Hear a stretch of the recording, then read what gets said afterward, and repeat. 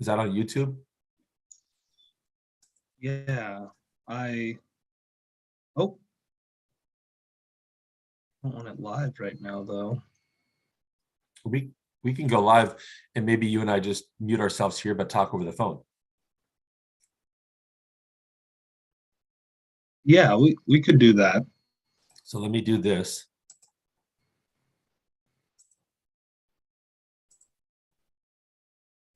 That way, if they're live, but that,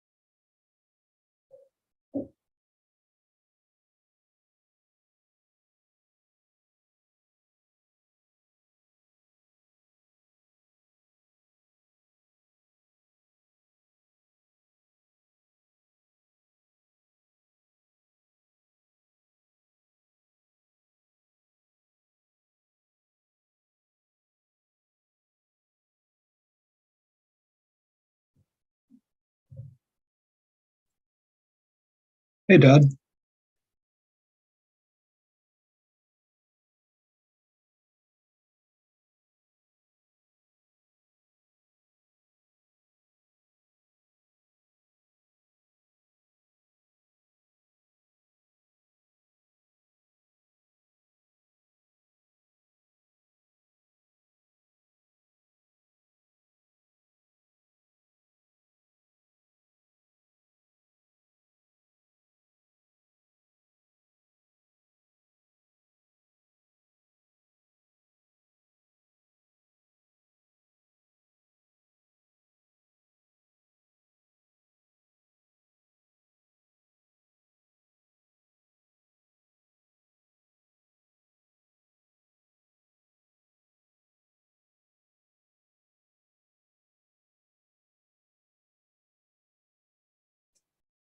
testing, testing, testing.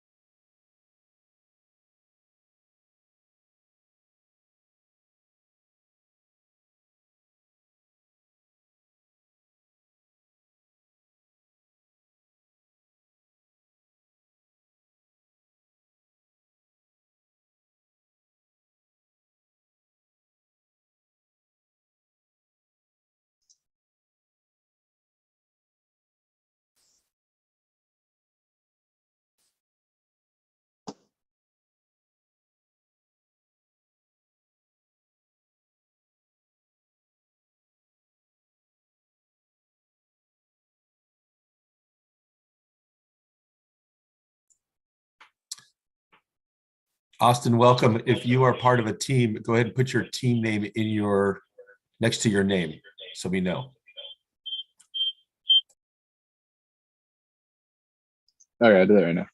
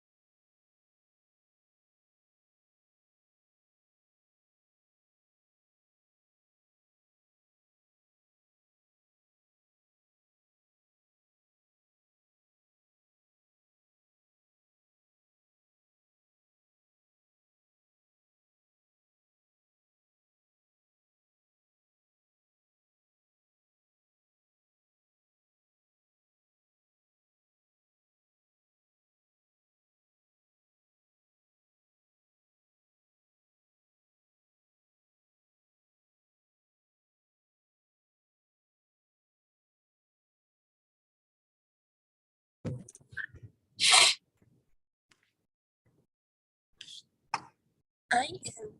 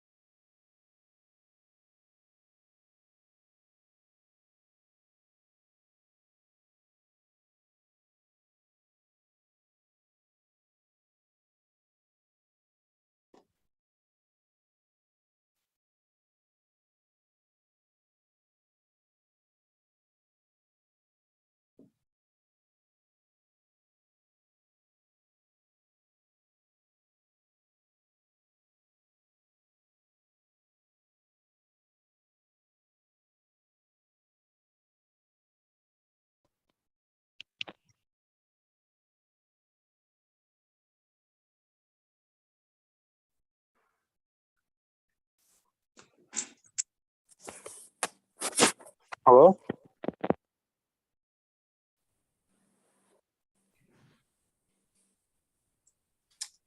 Hi, hello. Sorry, my computer wasn't loading and I'm supposed to be in a meeting for someone with my teammate. Yeah, we're currently all just in the main room waiting for the event to happen. So just going to hang tight here and then we'll send all the teams to their individual breakout rooms. Right, so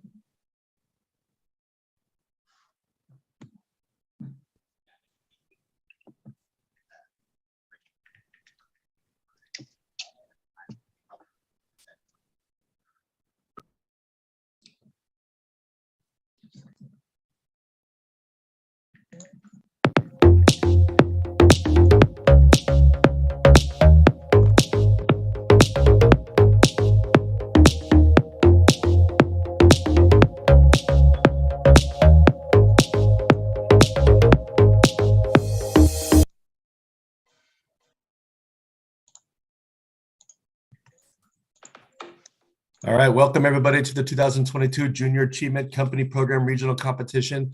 I am your host, Todd Halverson, Regional Director of Junior Achievement of Northern California. The Junior Achievement Company Program has been around for over 100 years and is the flagship program with which JA was founded on.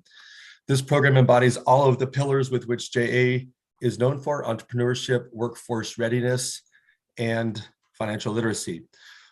Over the past 13 weeks, these students have collaborated and made crucial business decisions, and they even formed their own business and company. Before we get started, let's take a look at someone who got their business start and experience in the JA Company Program.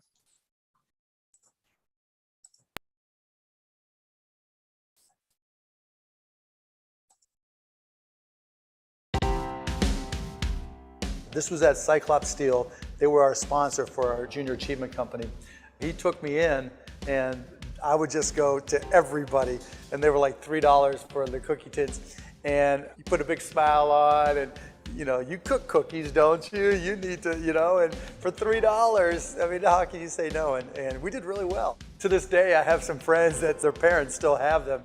I mean, I sold them to everybody. I remember making commissions on them and the company making money, and I learned a lot. Back then, there was nothing cool about it. I mean, literally, I had to get on a bus, go downtown. My high school buddies weren't in it with me. It was just something I wanted to do.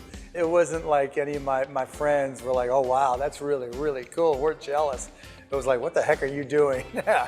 But I don't know where else I could have gotten the same knowledge. One of the reasons I do Shark Tank is because so many families watch the show together, and it explains to them what it's like to start and run a business and what it's like to be an entrepreneur. I really didn't have anything like that. My dad did upholstery on cars. I knew through him, I knew some entrepreneurs, and I think he had aspirations at some point to be an entrepreneur. Junior Achievement really was the only outlet, the only place I could go where I could truly learn about business. So going to Junior Achievement, I learned everything. I learned how to incorporate. I learned about all the different roles, the president, the vice president, the treasurer, the secretary, sales and cost of goods sold and production and making products and selling them at a profit, and just all these pieces. We literally ran a business. Just that whole concept of the American dream, I think, drives so many kids. Junior Achievement is a good opportunity to understand what it takes to be successful as an entrepreneur in this country.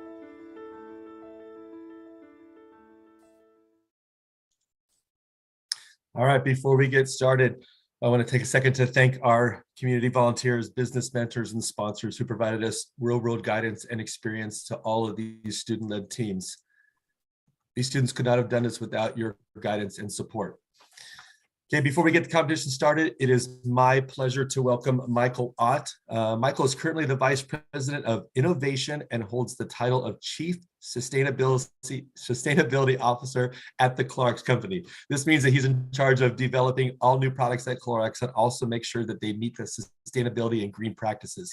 He has a PhD in chemistry from UC Santa Barbara and has been with Clorox for over 25 years. He lives in Oakland with his wife and 2 kids, and he loves innovation. Please welcome Michael Ott. Thanks, Todd. Hi, everyone. So good to be with you here today. I'm actually coming to you from Chicago. I'm on a business trip. Part of the Clorox Company, we own a number of brands, and one of them is Glad trash bags. And so we make all our trash bags in the Chicago area. So I'm out here meeting with the team.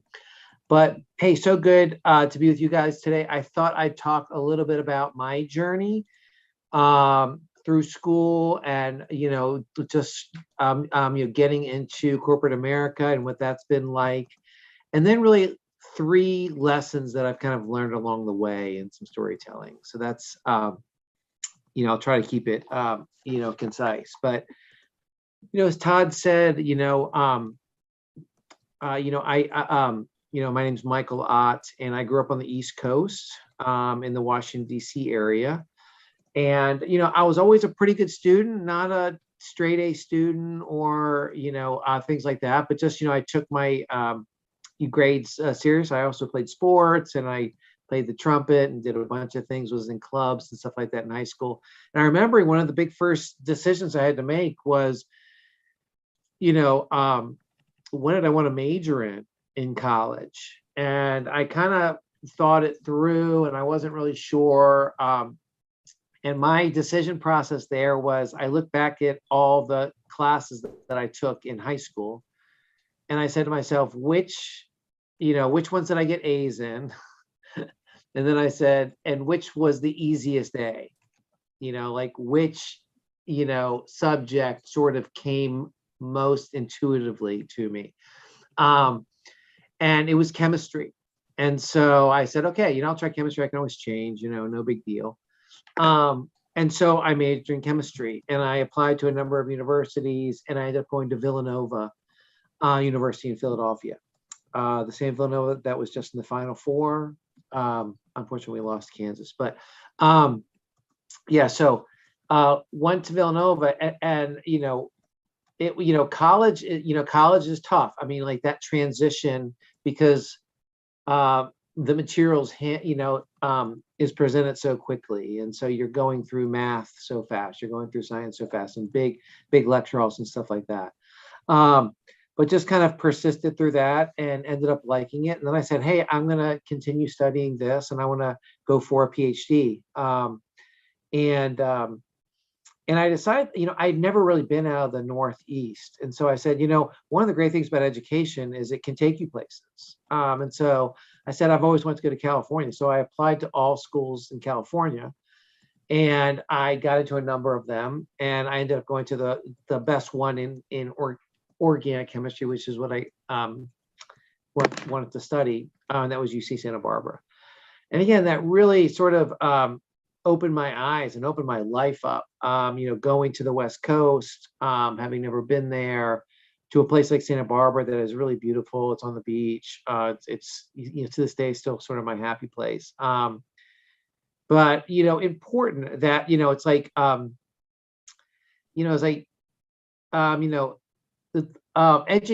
you get so much from education. But remember, it's not just about getting education to get rich or to make money, and things like that. But also, I like use education to get, to visit places, to broaden your mind, right, as well. One of the things I tell students a lot is, the great thing about college too is you get to take electives, right? So no matter how much you want to be a business major, or you want to be a engineer or a chemist or whatever you want to be, you're going to be forced to take electives that aren't those.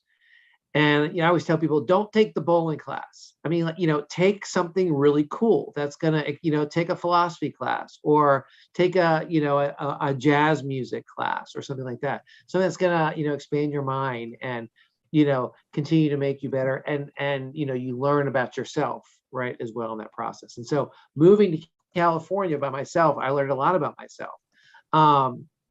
And from there, after receiving my PhD, I moved up to Northern California, where I start working for Clorox, sort of an entry-level scientist. And I've actually been at Clorox for 25 years. And as Todd said, now I'm vice president of R&D. I'm responsible for, for the research and development of the Clorox company, which is about a $7.5 billion company. It's a Fortune 500 company. There's 9,000 people at Clorox.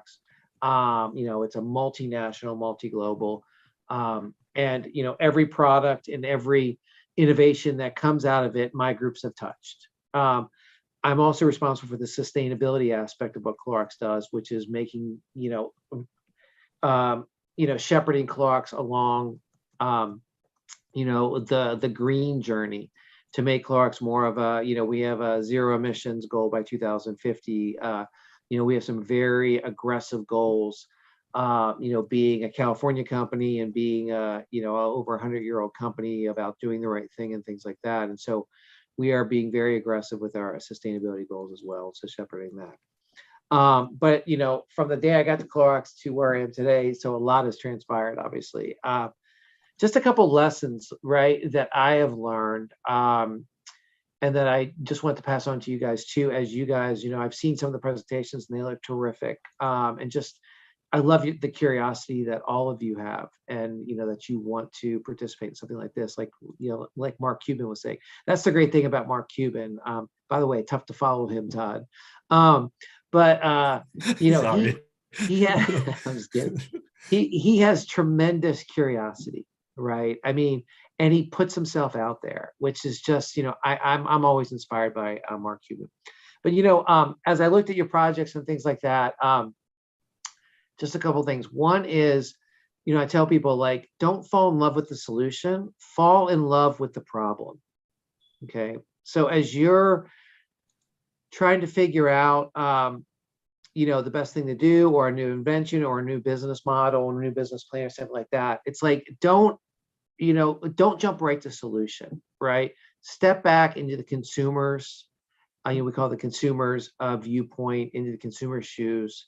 Understand the problem you're trying to solve. If you can't rattle off the problem you're trying to solve, right, with whatever project you're on, whether it be today or when you're in a company, then there's probably an issue, right? And your project probably isn't going to be successful. And you need to be able to articulate that problem from a consumer standpoint, right? Not from a business standpoint. Oh, the problem I'm trying to solve is I'm trying to make a lot of money. No, or the problem I'm trying to solve is, it's really about, being able to look at, solving a, what we call, an unmet consumer need, something that the consumer is not getting. And here's the kicker to this, which is interesting, which is, because for the consumer to choose your product, okay, they need to stop doing something else, okay? So they need to change their behavior.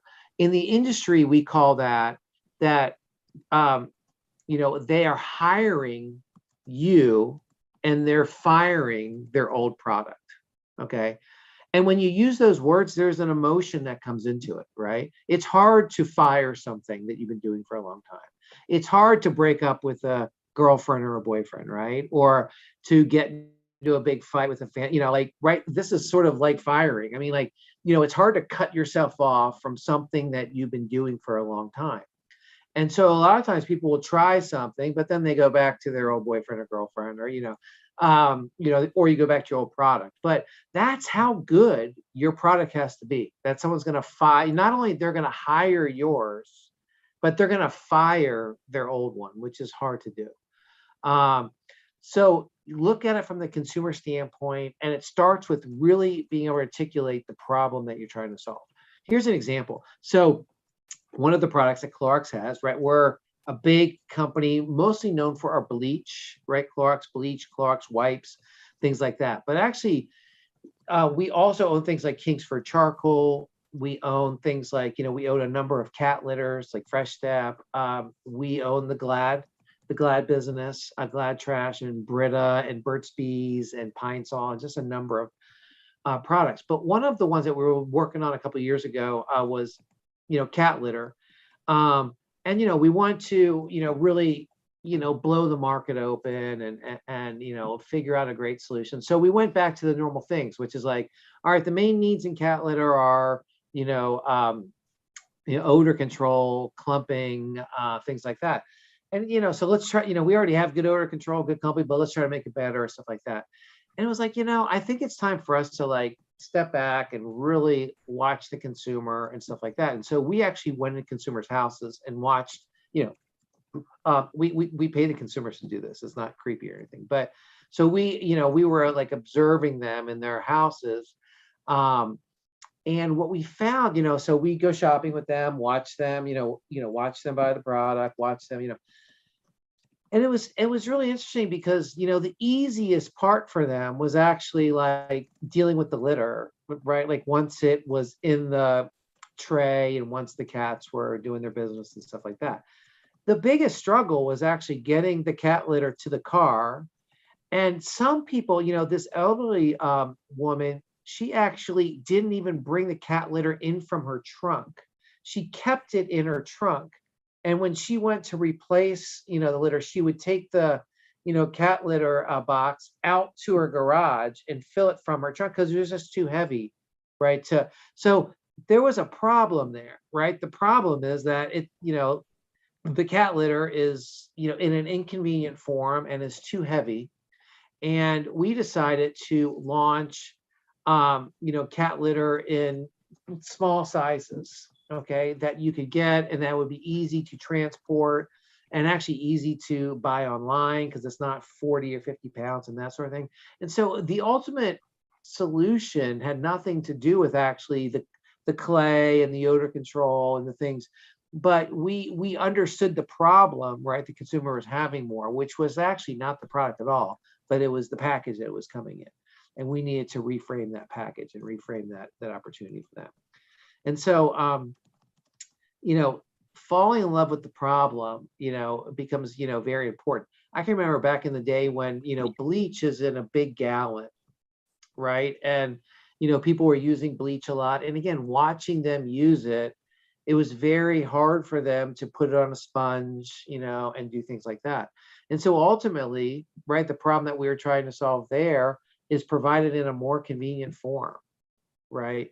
Make it easier to use. And so we came out with a bleach spray, which totally revolutionized, right, the whole category.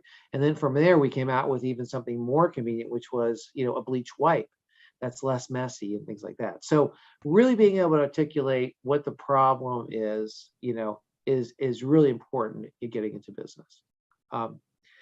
The second thing I'd say is, I've learned is, and I'll say this to all of you, which is, and you probably learned this in, going through this process with your projects, is I always tell people, take the hard job, right? Trust yourself, take the hard job. And what I mean, so whenever somebody, ask me, how'd you get to, like, give me career advice and stuff like that, like I immediately say, take the hard job.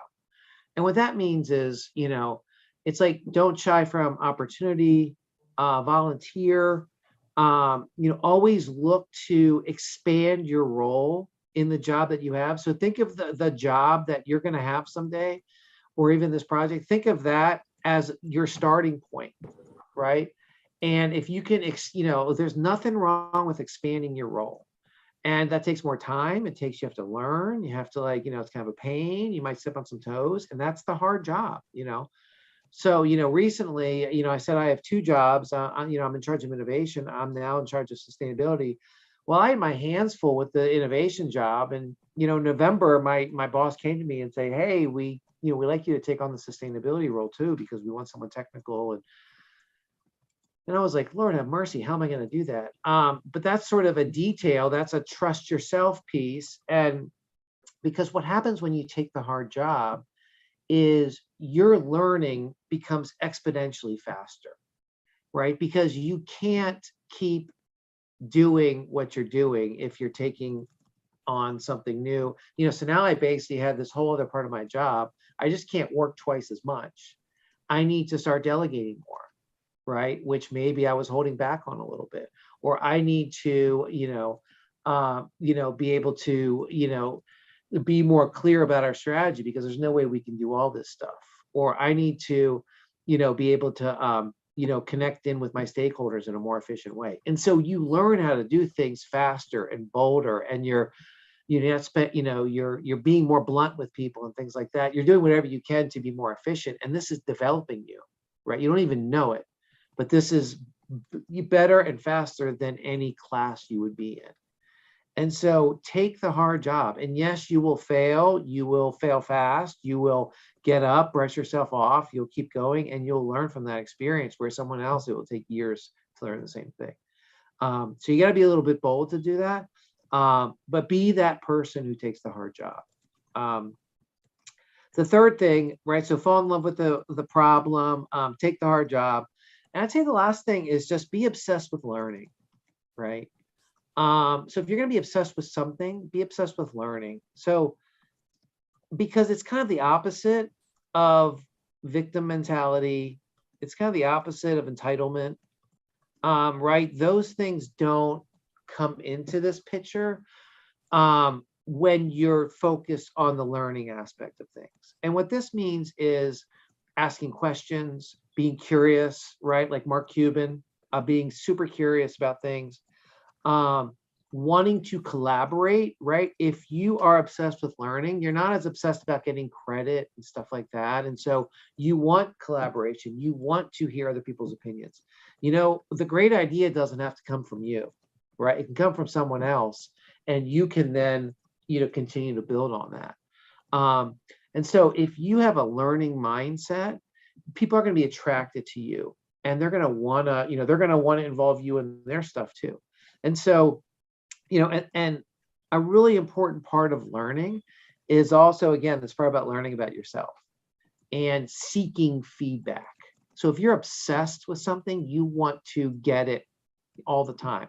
So in my career, I was always asking my boss, right? Like, what can I do better? Did I do that presentation well? Like, in college with my professors, right? Like, hey, I got an 86 on this test. Like, what, I didn't understand this. Help me understand, like, why I didn't, be obsessed with learning every step of the way, right? Going to California instead of staying in Philadelphia, right? I want to learn about those things. It enhances your mindset about things. It gives you a broader perspective. But it's also hard, right? Because you have to be ready for someone to say, I didn't like this, I didn't like this, you didn't communicate this well. You talk too much, right? You have to listen more, these sort of things.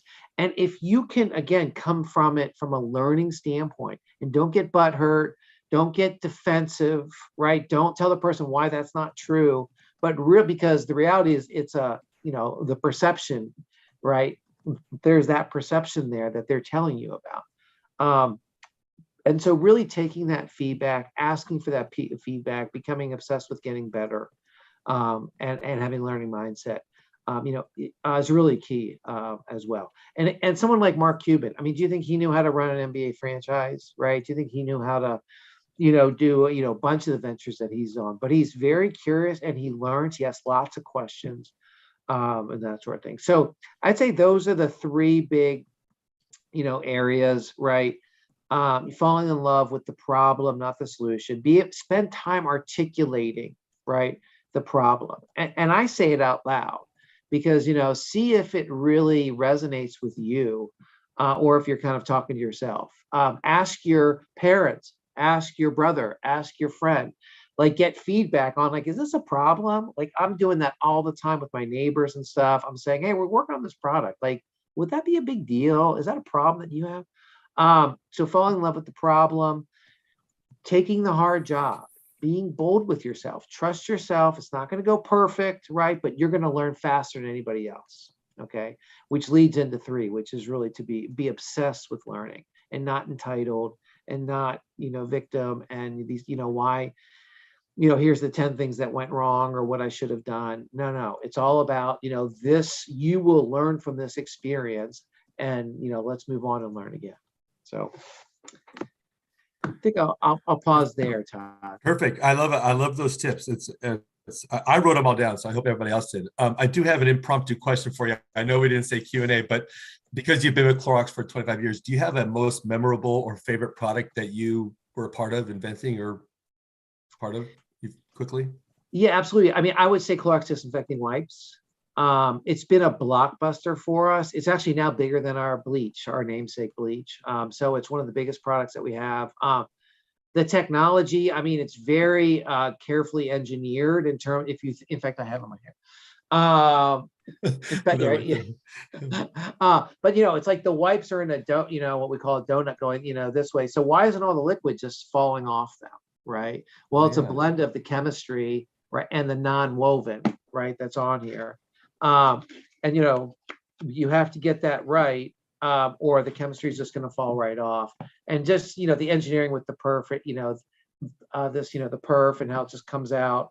There's a lot to this. And it's just been a huge huge win for us as well, especially over the last couple of years. Yes, yeah, especially over the pandemic. Yeah, right. Well, I appreciate your time. Thank you so much for taking time out of your day to talk to the students. Again, appreciate it. Thank you. Absolutely. Thank you. Thank you, everyone. All right. So these 6 student teams will be presenting today at the competition. But before they present, let's take a second and meet our judges. So judges, when I introduce you, just go ahead and unmute and give a quick welcome and say hi. First up, we have Heather Fan, and she is the Senior Vice President of Bank of America. I used to be in your shoe, alumni for JA, did exactly what you did. and good luck to everybody. Nice. Thank you so much for being here. And then we have Denise Young. She's the Yes. procurement senior manager with Applied Materials. Welcome. Thank you. Hi, I'm Denise Young. So just a quick clarification. That is not my picture, and I apologize. This is probably from LinkedIn, although we look very similar, I have to say, with glasses. So I am Denise Young, and I work in the procurement team of Applied Materials. So procurement is just a fancy word for shopping. And what's applied material? So we are involved in making of semiconductor microchips. So if you have a cell phone, and I think all of you have used a cell phone before, so I am in your life because we are a core component of cell phone and computers and car manufacturing, making the chips. Okay, back to you, Todd. Well, I apologize for the picture. No, that's okay. I just want to make sure people know, okay, but I am from Applied Material. Okay, perfect. And then last up, we have Rena Bhatia. She is the CEO of Customer Success at Salesforce. Hi, everyone. I'm actually COO, just to make sure that we get it straight. But I work at Salesforce in technology. And our customer success group does everything post-sale. So once you sell something, you think about how do you think about post-sale? And I work a lot with the data and kind of the innovation piece of it as well. So it's exciting. Perfect. Welcome. Thank you all for being here. All right, let's go over the competition rules and then we will start. So in a second, all the teams are going to be placed in their own separate breakout rooms, except for in Bracelet. You guys will be the first team presenting. The teams will remain in there until it is your time to present. And so once it's your time to present, we will show your commercial. Then you'll be given 4 minutes to present in front of the panel of judges. After that, the judges will conduct a Q&A.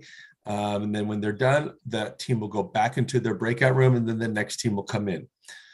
After all of the teams have presented, all of the teams will come back to the main room and we'll send the judges to a breakout room so they can deliberate and they can score. Okay, we were given awards for Best Social Innovation. So that's the annual report that you had turned in, Best Commercial, and then the overall first, second, and third place of this regional competition that we're doing right now. All right, we ready? Ready to begin? I guess if we're all in a room, everybody would be cheering. All right, so Lawrence, go ahead and open up the breakout rooms. If you are not in Bracelet, stay here. The rest of you head to your breakout room. If you want to watch along, you can click on the YouTube link and you can follow along the presentation there, so you can kind of get timing and idea of where we are.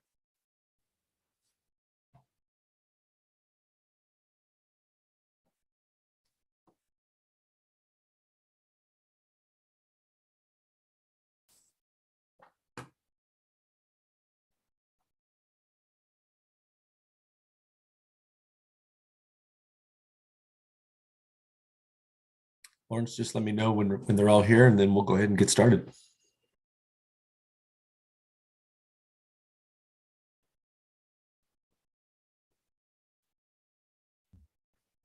I believe we have all of them Bracelet here. Just want to make sure we have our judges in the main session as well.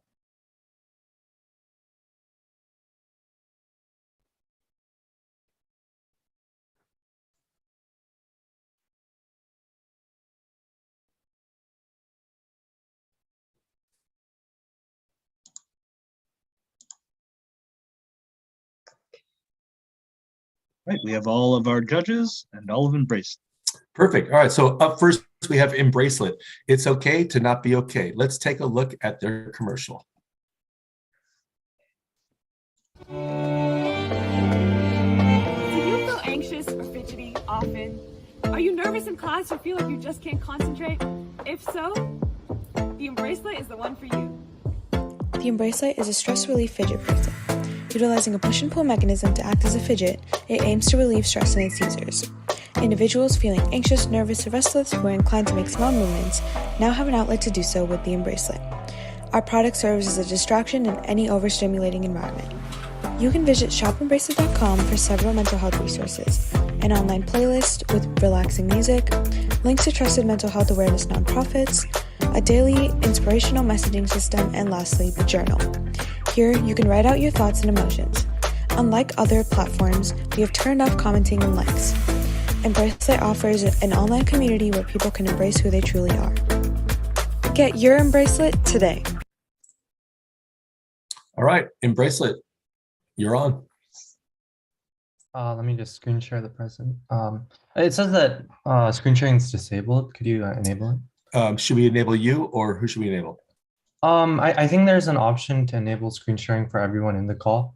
I think it's under the tab security, I'm pretty sure. Lawrence, can you do that? Yep. Thank you, Krish. You should be good to share now. Yeah, I see it now. Thank you. Let's get this going. Okay, good afternoon and welcome to Embracelet. Did you know that over 50% of students reported feeling stressed? The average teen reported spending about 1/3 of their days stressed or anxious. These feelings of stress and anxiety are one of the most common reasons that teenagers tend to fidget. As high schoolers in the Bay Area, we have witnessed the dramatic transformation of our peers from young, happy children to overwhelmingly stressed teenagers. The Embracelet is a stress relief fidget bracelet utilizing a push and pull mechanism to act as a fidget, aiming to relieve stress in its user. Individuals feeling anxious or restless who are inclined to making small movements now have an outlet to do so with the Embracelet. Our product serves as a distraction in any overstimulating environment. And to cater to all customers, the product was designed with a one-size-fits-all approach. Finally, we decided on Amazonite beads after finding through our research that they are notable for their soothing effects on the nervous system. With Embracelet, you're not just purchasing a bracelet, you're joining a community. Along with our product, we provide an online platform with a variety of mental health features. The site includes customer-only features, including a built-in journal and blog forum where users can share their feelings in an open community.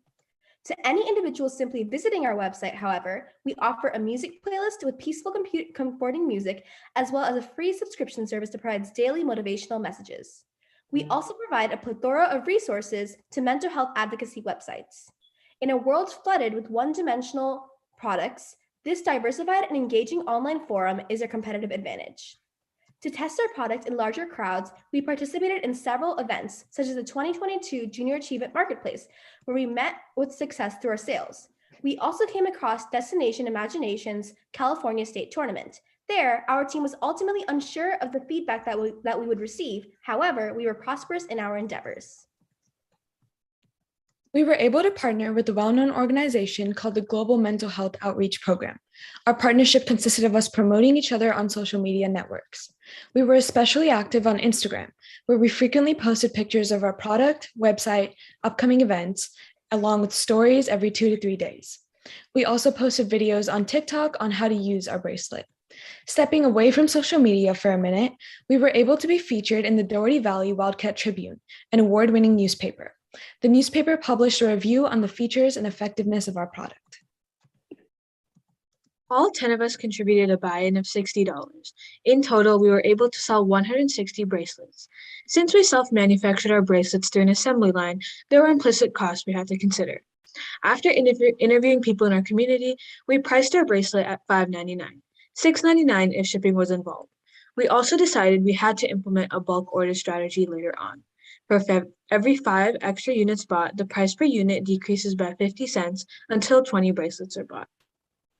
As of last week, our total revenue was $1,068.72, and we broke even on April 2nd, 2022.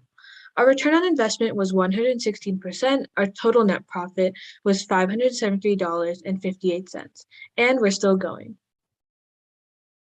As high schoolers facing stress and anxiety, we decided that we must make a bigger impact in the community and society.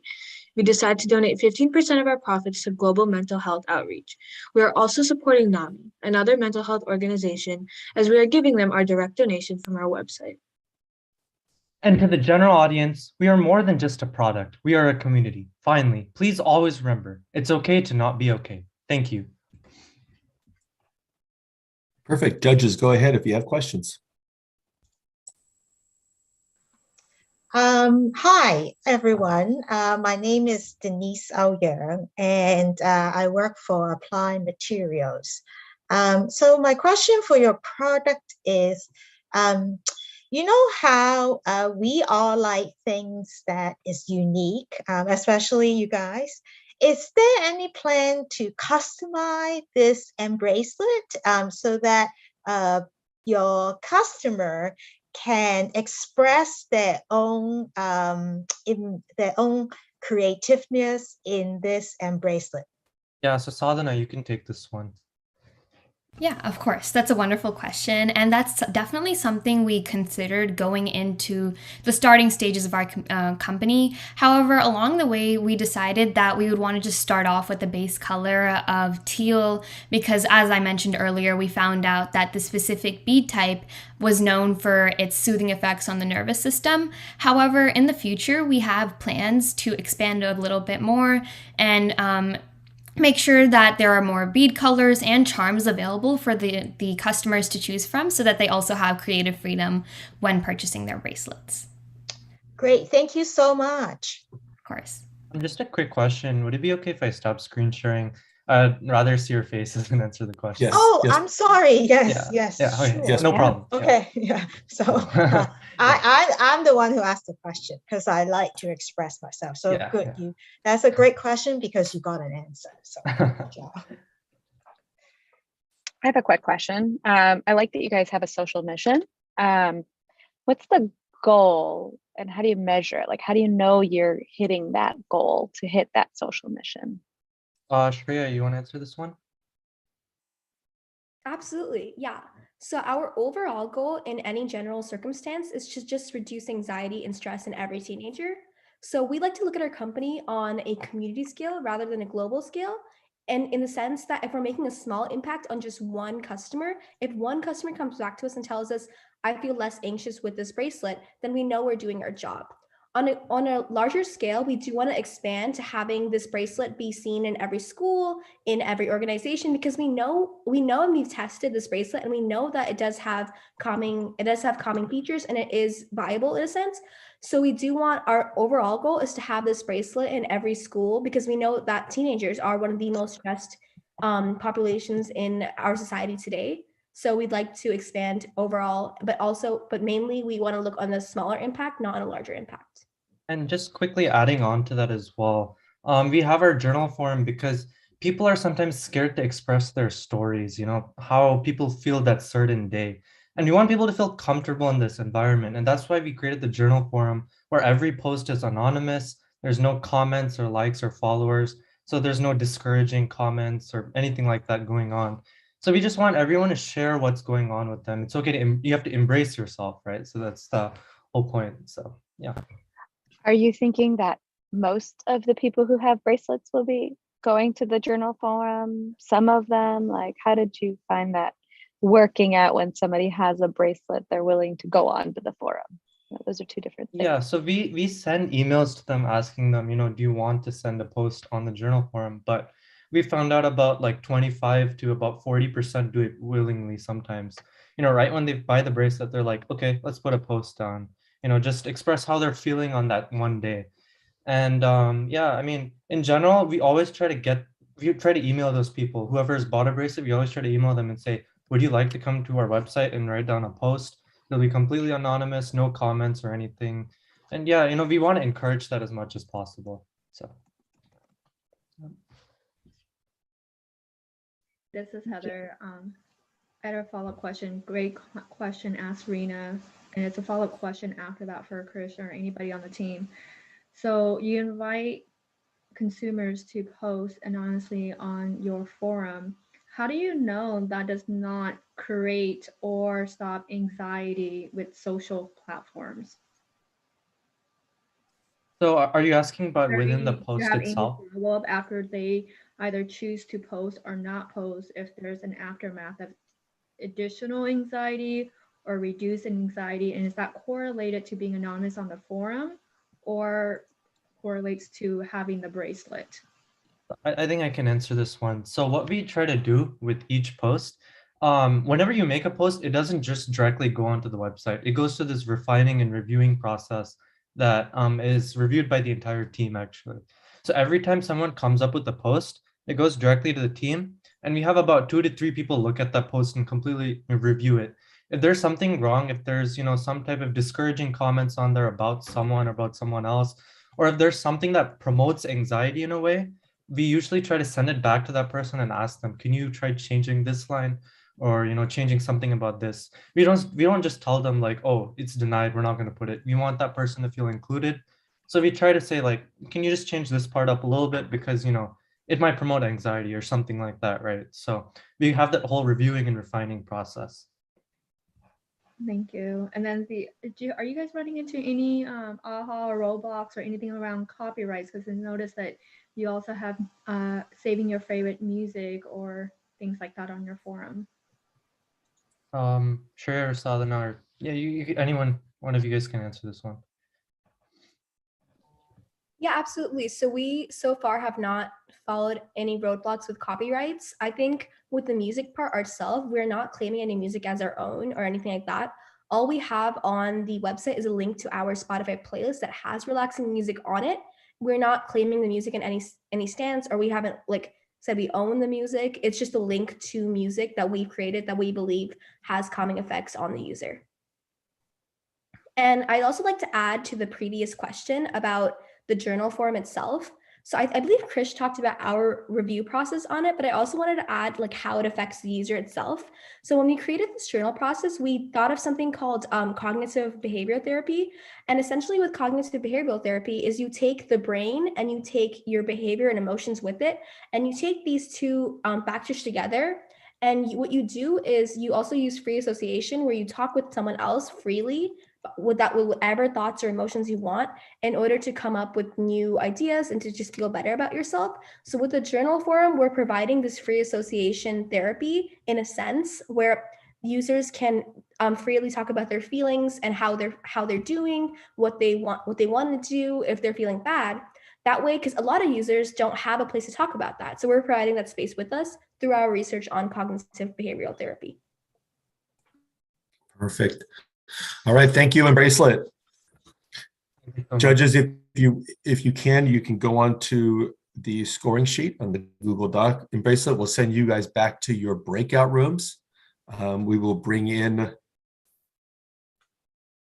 the next one, which is E3. Judges, go ahead and go on that form, start making notes, add your scores. Thank you, judges. Thank you. Thank you.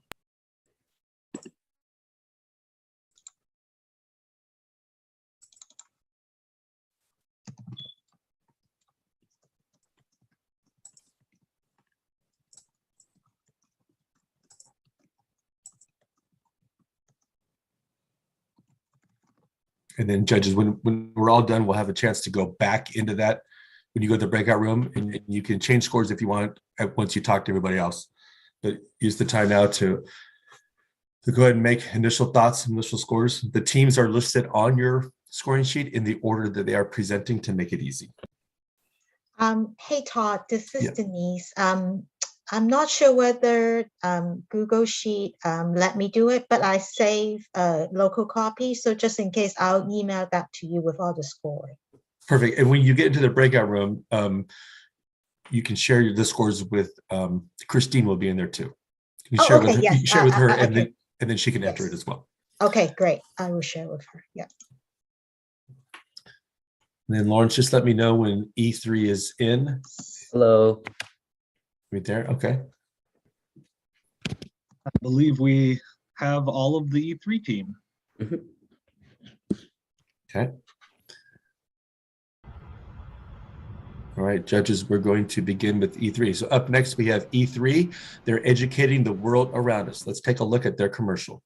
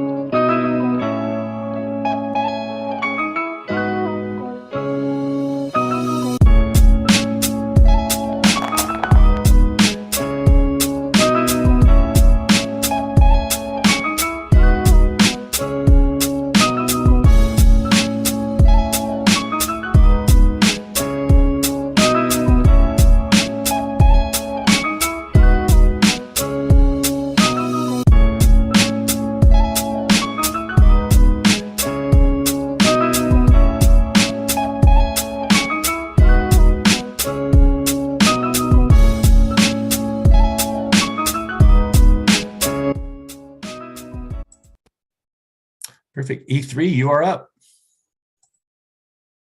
Thank you. I think Ayush, you want to go ahead and screen share? Okay.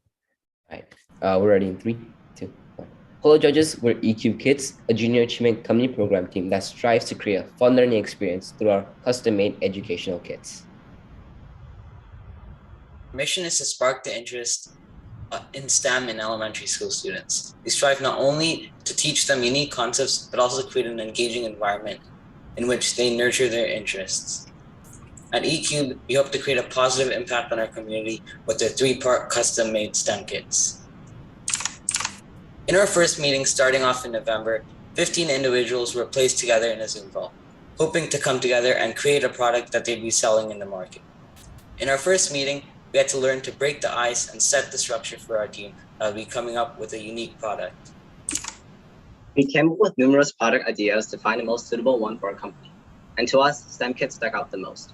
When we were elementary schoolers, we all wished for more opportunities that would allow us to immerse ourselves in the STEM field. From this idea, ECUBE Kits was born. We hope to educate, empower, and enlighten those who use our kit. STEM is becoming a lucrative field, and we've decided to take our first step with a self-designed engineering kit. That brings me to this question. When you think of engineering, what do you think of? Maybe friction, gears, mechanical systems? These are also the topics that our team came up with. From these topics, we developed 3 designs that we felt would fit the topic engineering the best. Each design covers a certain topic in engineering. It was a challenge to make these designs suitable for elementary schoolers to build, and a large part of the past few months has been dedicated to creating the kit. To maximize our sales, our team created a sales plan in which we listed a set of goals that we felt would be beneficial for the success of our company. Moreover, we listed a target audience that we hoped to receive sales. Afterwards, we thought of multiple strategies that would fulfill our goal. One example of this is selling the first 15 kits. Our target audience is families with children in elementary schools. To achieve this, we are publicizing through social media platforms and personal connections. Since our launch on the market, we've been able to sell 11 kits, providing them at the cost of $17.50. For each kit, it takes us around $10.92 to make, giving us an estimated 38% profit margin. We've only been on the market for 3 weeks, but it's because of our attention to detail, to our product, and it makes us confident in our ability to grow rapidly. By using our own financial planner, we've been able to keep track of our sales, along with maximizing our productivity and efficiency. With our growth, we predict that if we were to liquidate after 9 weeks, we'd be able to provide a 45% return on investment for each of our shareholders. And adding on to our list of goals, we prioritize giving back to the community as well. When we finish the program, we plan on donating 10% of our profits to the SVEF Foundation, which will help bring education to underprivileged communities. Over the course of our journey, we have learned to overcome multiple challenges. Being that we're online, one of the biggest challenges we faced was interacting with one another while being miles apart. However, by utilizing communication platforms like Slack and Zoom, we were able to communicate with one another, both online and offline. In addition, through the organization of team bonding events, we were able to come closer together as a team. Though we have faced adversity, our perseverance through them has allowed us to successfully launch our product in the market with our own custom-made engineering kit. We believe our kits will create a large impact on our community and improve the educational experience of those around us. Throughout this season, our team has never forgotten to uphold entrepreneurial values, whether it be in our outreach events where we strive to donate money to people in need, or in our weekly meetings where we hope to build a camaraderie as a team. Thank you for listening. Perfect. You can go ahead and stop sharing, and judges, go ahead. Hi, I'm Denise Sawyer with Applied Materials. Thank you so much for the presentation. I appreciate that. So I see that you guys have 3 products and each representing physics, I think. If you were to expand to more products, what will your next line be? Or you just want to capitalize on these 3 products? Maybe talk about your long-term vision, how you would take this company forward. So Isaac, you want to take this one? So for long-term vision, we have 2 plans. The first plan is to create an advanced version of our engineering kit. So it'll be a next stage, like a level 2. version of this kit. And so this will include more like harder projects to build. And our second course of action is to have separate kits on different topics in STEM. For example, we're thinking about building one about circuitry, machine learning, and also other kits. Okay, great. Thank you very much. Yeah. Hi, this is Heather Nguyen with Bank of America. I have a question in regards to one of your presenters mentioned that you'd like to donate and give back to the community. Have you given it some thought or looked into the materials that you use for your kit? How is that impacting the environment and the community? I saw a few of those, and I'm not sure if they're biodegradable rubber bands, or how would that, after your buyers finish the kit and move on? So Ayush, do you actually want to take this one? So we 3D print our whole kit, and so we are like custom making it. In terms of like environmentally friendly, we do have rubber bands, and then we also have like wooden balls for our Newton's cradle, but nothing's like harmful for the environment. So we also made sure that like we're paying attention to stuff like that, so we aren't actually harming the environment. Yeah, I would like to add on. We also decided not to include any designs that had to do with batteries, so that we would not have to give customers the hassle to dispose of them properly, or worse, not dispose of them properly. And in addition, these kits are meant for kit users to keep for as long as possible. So it's not like once they use it once, they'll throw it away. They can always come back to it and review the core concepts of engineering. Thank you. Hi, Rena Bhatia from Salesforce. I have a question around your costs. Did you take into account your own labor costs, and how would you long-term need to account for those costs within your overall costs? So in a sense, we do take account of our labor costs. So every time we have a buyer purchase our kit on our website, we add $3 to our price. That includes both labor and shipping. So that's how we take into account for labor costs on top of our production and our selling price. So part of that $10 cost is labor included in that? Oh, no. When we sell the product itself, we account for the labor costs as well. Okay, so then the 36% margin, does that include the labor costs then that you? No, it doesn't. No, okay. And so long-term, when you actually need to hire people, what do you think you'll be able to get to for overall return on investment? How much is that going to eat in, do you think? How much time does it take to create the kits? Like how much of your guys' time? Yeah, so in the future, we've been looking into and contacting companies for sponsorships, corporate sponsorships and partnerships, so that our cost for our kit will lower. And so as a result, we'll be able to have more, resources to dedicate to hiring more people and providing and paying them. Okay, very cool. Perfect. All right, thank you, E3 Kits.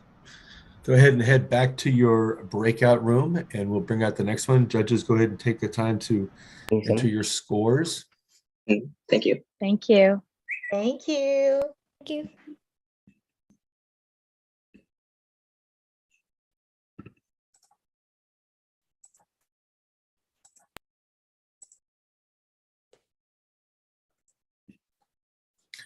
We'll give it a couple minutes so the judges can enter their scores. Bring EcoCase out here, which is the next team presenting.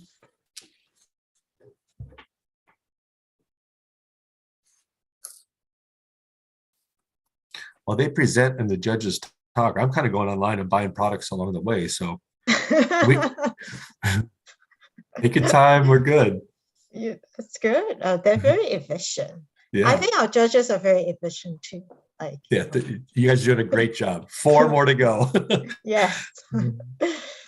Fascinating products and ideas. I'm impressed so far. I'm impressed so far. Rena, you asked some very tough questions. I don't know if I want to.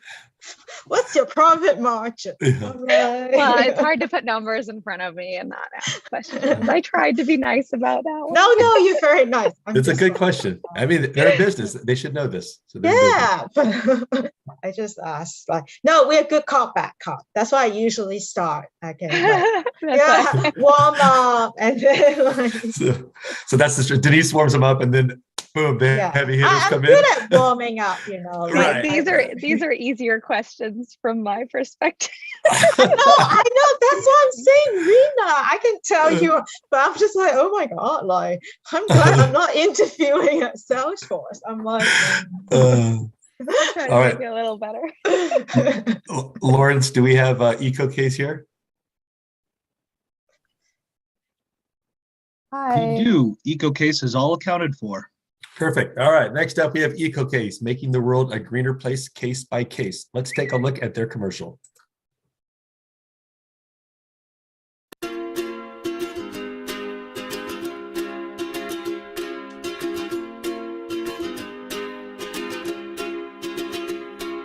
I was scared of dentists and the dark. I was scared of pretty girls. Anyways. 1.5 billion plastic phone cases are thrown out every year. Globally, about 8 million pieces of plastic enter the ocean every day. It takes hundreds of years to decompose.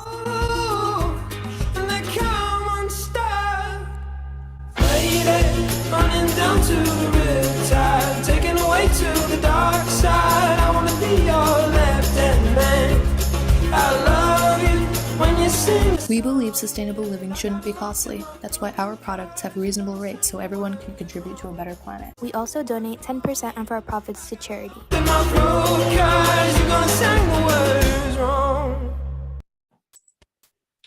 Perfect. EcoCase, you're up. Okay, let me share my screen. Ready? Hi, judges. Nice to meet you. My name is Shruti. I'm Samia. I'm Aditi. Sanjana. And I'm Bori. And we are EcoCase.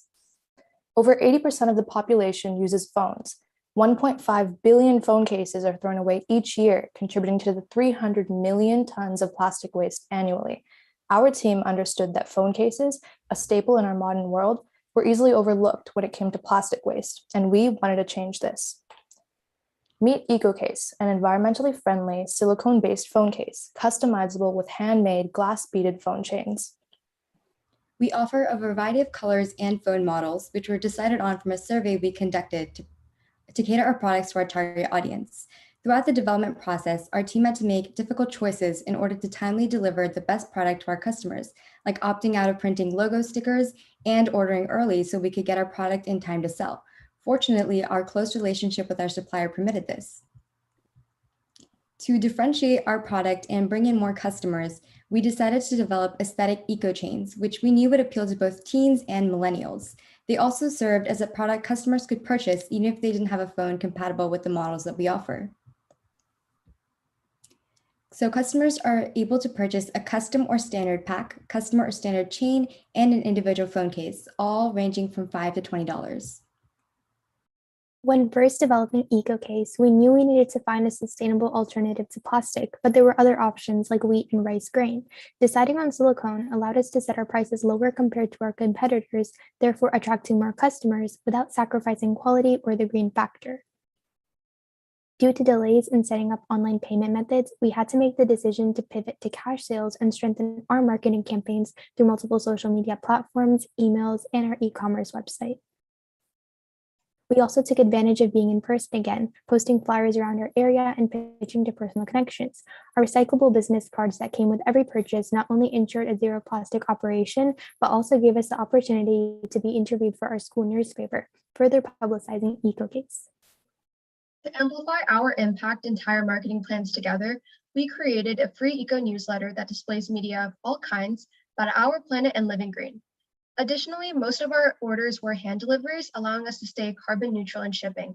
We even offer customers the option to send their old eco cases back to us for free, which we would then send to Eco USA a silicone recycling center, giving our product a full life cycle. These additions made our company unique, innovative, and got us more sales. Our team pitched at JA Marketplace, our school for pop-ups and school clubs for bulk orders, all of which allowed us to maximize our sales in a shorter period of time. We're even offering a 10% Earth Month discount on our website, increasing traffic and optimizing sales. Our average revenue per product was $17.79, making our break-even point 19 products. Even with only 3 weeks to sell, EcoCase made incredible profit, generating around $324 in sales revenue as of April 12th. We aim to sell all of our inventory, which would give us a combined revenue of $1,060, excluding bulk orders. We went a step beyond by donating 10% of our profits to charity. Through this program, we were able to learn about entrepreneurship and create an everlasting product that's truly making a difference in our world. For every 100 customers that EcoCase converts to eco-friendly cases, the world will have 120 fewer pounds of plastic waste. We are confident that our team and the community we have built have taken and will continue to take the steps that we need to contribute to a greener planet. Thank you. All right, judges. Hello there, I'm Denise Ouyang and I represent Applied Material. So my question to you is very noble and relevant product, right? Almost everyone has a cell phone. And you did mention carbon neutral, everything is hand delivered. So how are you going to address when you guys expand, to beyond the Bay Area? You guys going to drive all the way, or are you going to fly out, ship out, or ground transport? Can you talk a little bit about your long-term vision, how to scale this so that some of the customers beyond California can enjoy this without, losing your theme of saving the planet? Yeah, Samia, do you want to start us off with this one?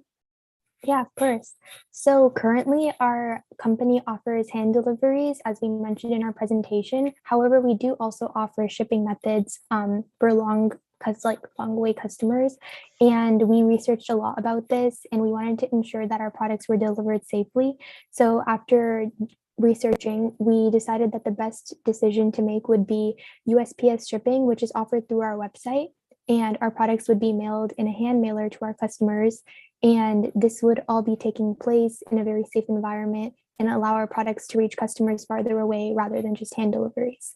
Yes, and to add on to that, since we were talking about our full circle life cycle, customers also have the option to send their cases back to us. So we do try to do everything in our best abilities to remain eco-friendly and encourage customers to continue their sustainable journeys. So our eco-friendly factor would still remain consistent even if we had to ship farther distances. Well, thank you so much. Great job. Thank you so much for your kind comments. Hi, this is Heather Nguyen from Bank of America. How did you come up with the two nonprofit or the two environmental organizations that you're giving back to? Aditi, do you want to go with this one? Sure. So originally we focused, when we said eco, we wanted to make it ocean friendly. And so both of our charities, Coral Gardeners and the Ocean Conservancy, focus more on wildlife rehabilitation, as well as just saving the ocean, as most of the plastic that we use do end up getting thrown into oceans. And so that really kind of determined why our charities are more ocean focused. Also, to add on to that, a special thing about the Coral Gardeners is that they are a nonprofit organization that do take donations, but it's a group of people all around the world that actually plant corals in the ocean. So instead of just donating to them, we would take 5% of our profits, because we donate half and half, so 10% in total, but we would take half of that profit and give it to the Coral Gardeners in order to plant a coral for ourselves. So we're technically adopting a coral, is the technical term on their website. But we felt that this was a new way to kind of get our customers more engaged with us, because we would also be receiving daily updates on how our baby coral is doing, and customers would actually understand that what they made as a purchase through our company made a real difference in the world. That is fantastic. This is Rena Bhatia from Salesforce. And as being part of a company that does a lot of these sort of sustainable or, you know, a lot of what we do is having to donate as well as, you know, having the work done. It does engage customers a lot. What are your goals when you think about, when you say, okay, I've been successful, like if you think about it from a year from now, what would be a goal that you guys would have for sales or for eco environment or for donations? Like what would be a few goals that you guys are looking at with success? Sanjana, do you want to take this one? Yeah, so we've been thinking about expanding for a while because as we, we started with the company, we wanted to expand. What we wanted to do is, first of all, get more products. We were thinking about a lot of different options like stickers or other phone accessories. Shruti, do you want to add on to that? Yeah, to actually expand our product to more people, we would think that our terms of success would be to prevent plastic waste in our oceans because that is what our mission circles around. So again, with our eco newsletter that's displayed on our website and just marketing and our eco-friendly methods of delivery and creating the product, they all revolve around avoiding plastics just so that we can contribute to a greener planet together. And since that's our entire mission, we want to continue that. So even just one person buying our cases would prevent 15.5 pounds of plastic from entering the ocean. So we want to continue that with each person and build a community so that all of us can move forward together and create a sustainable life. Just to add on to what Shruti was saying about the one person, our main goal was also just to raise awareness because so many people aren't aware of like the harm that plastic is causing. And so if one person gets it and they spread that ideology around, it's going to be more beneficial for us in the future. Great, thank you. Perfect, thank you, Eco Case. Okay, judges, go ahead and enter your scores. Eco Case will send you back to your breakout room, and then let's bring out Indie Zone. Great, thank you so much. It was nice meeting you. Thank you. Thank you. Thank you.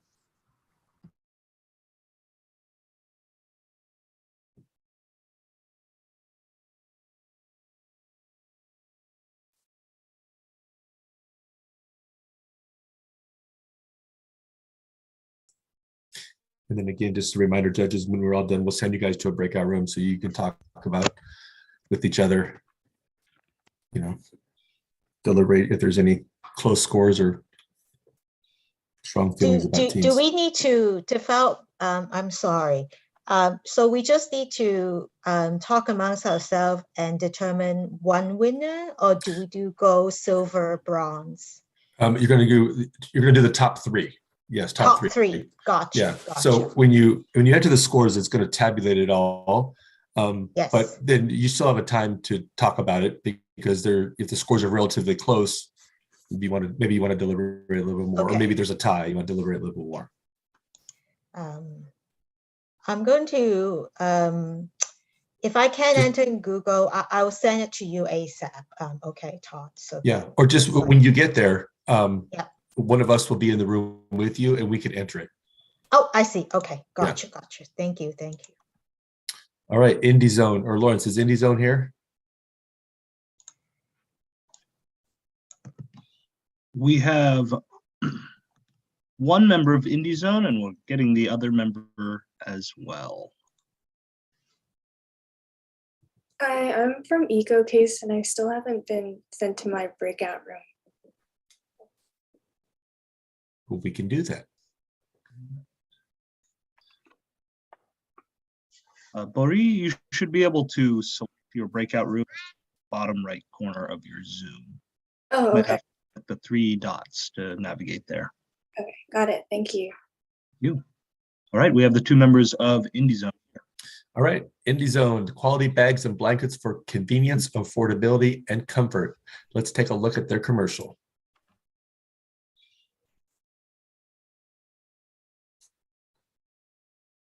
Maybe.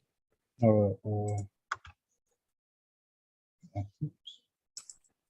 on a second.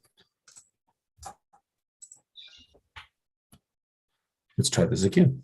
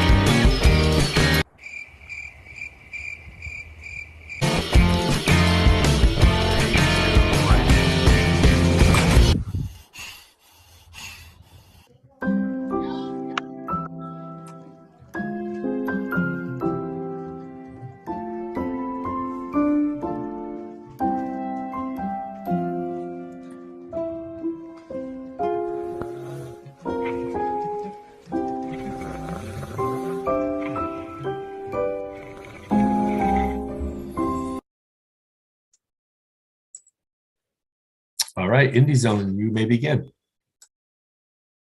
Okay, is it okay if I share my screen? Absolutely. Okay.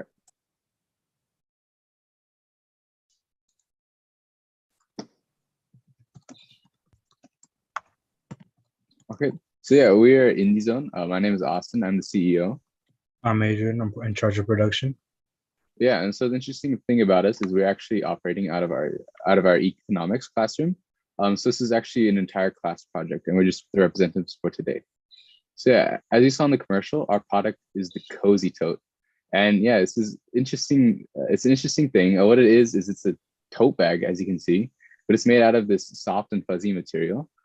So if you get cold, if you're at a picnic or something, what you can do is there's a zipper along the side right here, and you just unzip it, and you can unfold the bag, and it turns into a blanket, which you can see right here. So the blanket's about 1 yard wide and about 2 yards long. So it's a decent sized blanket. It's actually really easy to use. We have the steps right here on how to like unzip it and how to unfold it. So it's very convenient to use and offers a wide range of usability. For example, if you're at a picnic, you're at a movie night or amusement parks. Another thing that was recommended was like even you could keep it in your car to use for groceries, but also as an emergency blanket if you need it for something like that. So it actually offers a wide range of uses and is very easy to use for people. And another thing that we noticed just going around our school campus is that tote bags are very trendy at the moment. So like a lot of people are using them for their daily needs to carry around a lot of stuff that they have. And we figured that we could capitalize on this market with like the younger audience, especially of who's already very interested in tote bags. And we also know that they like to stay warm and maybe they want to use it to nap in different places, you know? So yeah, so this covers a wide range of uses and this is a decent sized market for this as well. We decided to, or with our company, we chose a charity, local charity, to donate 10% of our profit and 10 blanket bags to family supportive housing in San Jose. We see a lot of homelessness around here, and we often see that they're using stuff like shopping carts, plastic bags, often like very ripped and or broken and stuff. So we would like to help these homeless people have a bag that they could use to carry around and use it as a blanket as well. Or how to buy them, we have a QR code here. We'll send you to a website in case you want to pre-order one. They come in two varieties, the heart design and a cream-like color bag if you choose to have a blank canvas. Yeah, and these are just the two designs that we have right now. Like I said earlier, we're actually operating completely out of our classroom, and that actually includes the manufacturing process. So we're not actually paying for a manufacturer to make these for us, but rather we're buying the materials out of our own money and creating these bags in-house. So these are only two designs that we have at the moment, but we're definitely looking to expand in the future. And we also feel like there's such a large market for this that that'll help our expansion. And yeah, that's what we have to present for you guys today. Hi, sorry. Can we go with questions now? Yeah, go for it. Go for it. Okay. Hi, everyone. I am Denise O. Young from Applied Material. So, great presentation. Quick questions for me is, there are a lot of bags out there. So besides this turning into a blanket, how would you position your product to stand out in the many, many varieties of bag outside of your design? Like there's a lot of bags that young people can choose from. What is what we call a competitive advantage that you will pitch your product and say, this is how it's different and why customers will choose you? Yeah, so actually, when we were deciding on what we wanted to make or what product we wanted to focus in on, this was one of our ideas, the blanket bag. And we looked into it, and actually, there's nothing like this that exists at the moment. So we couldn't find a tote bag that's also turned into a blanket. The closest thing was kind of like a sleeping bag material. So it's not very practical or stylish either in that sense. But yeah, so like I was saying earlier, our target market would definitely be younger audiences.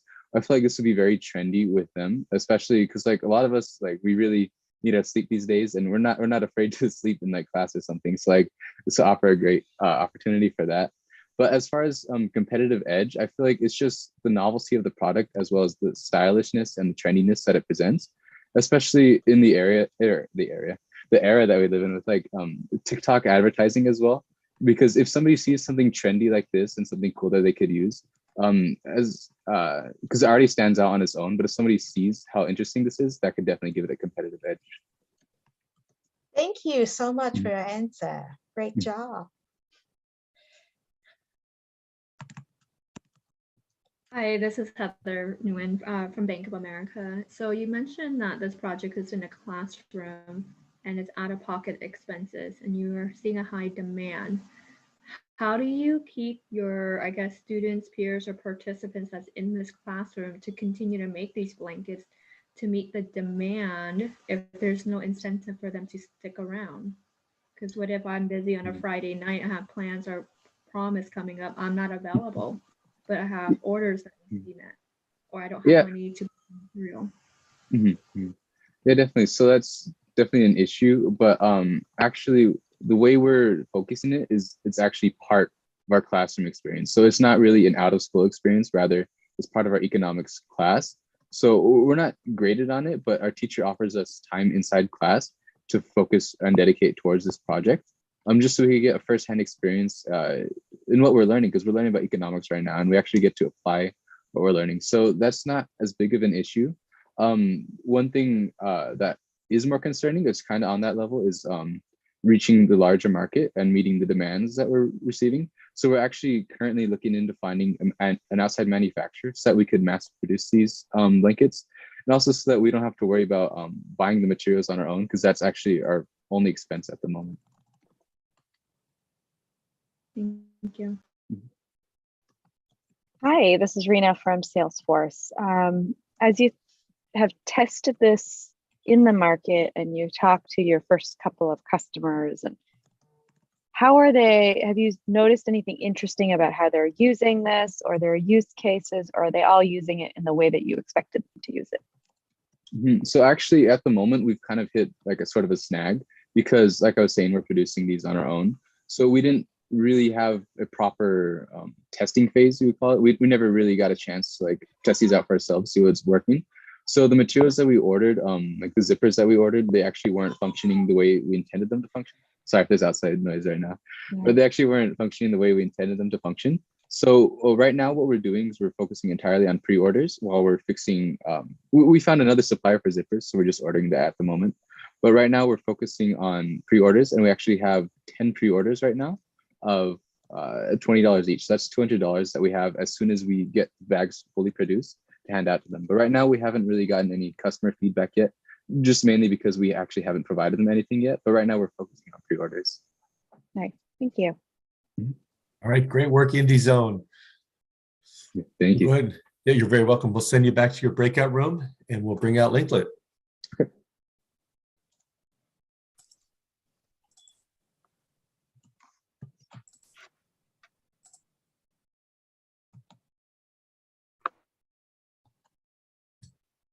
Again, judges, we'll take this moment to go on the score sheet, enter your scores. We have 2 more to go. We have Linklet, and then we have 2022 Tote.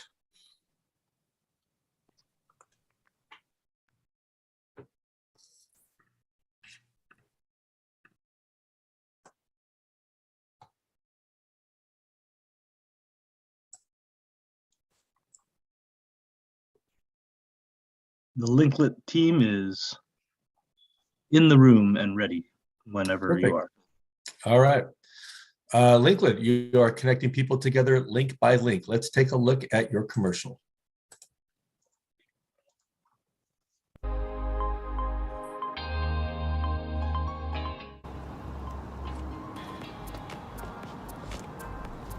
I can't believe we've been friends for like a year now.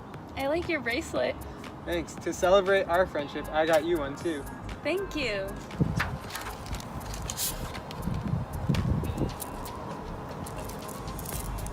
Where'd you get it from? Well, I got it from Linklet, a student-led business that's trying to connect people together, just like me and you. And Linklet's using recycled glass beads to make these bracelets, and they're also donating a portion of their proceeds to Bay Area Rescue, which is a local homeless shelter. Where can I buy one? You can buy one today at linkletco.square.site. Support Linklet and buy a bracelet for your special someone today.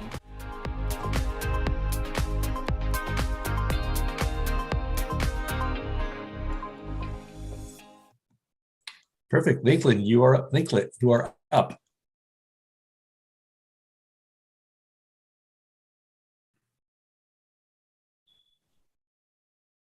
Hi, I'm Vikram, and I'm the president of Linklet. Hi, I'm Carmen, and I'm part of the supply chain team. I'm Spencer. I'm VP of Finance. Hi, I'm Sabine, and I'm part of the sales and marketing team.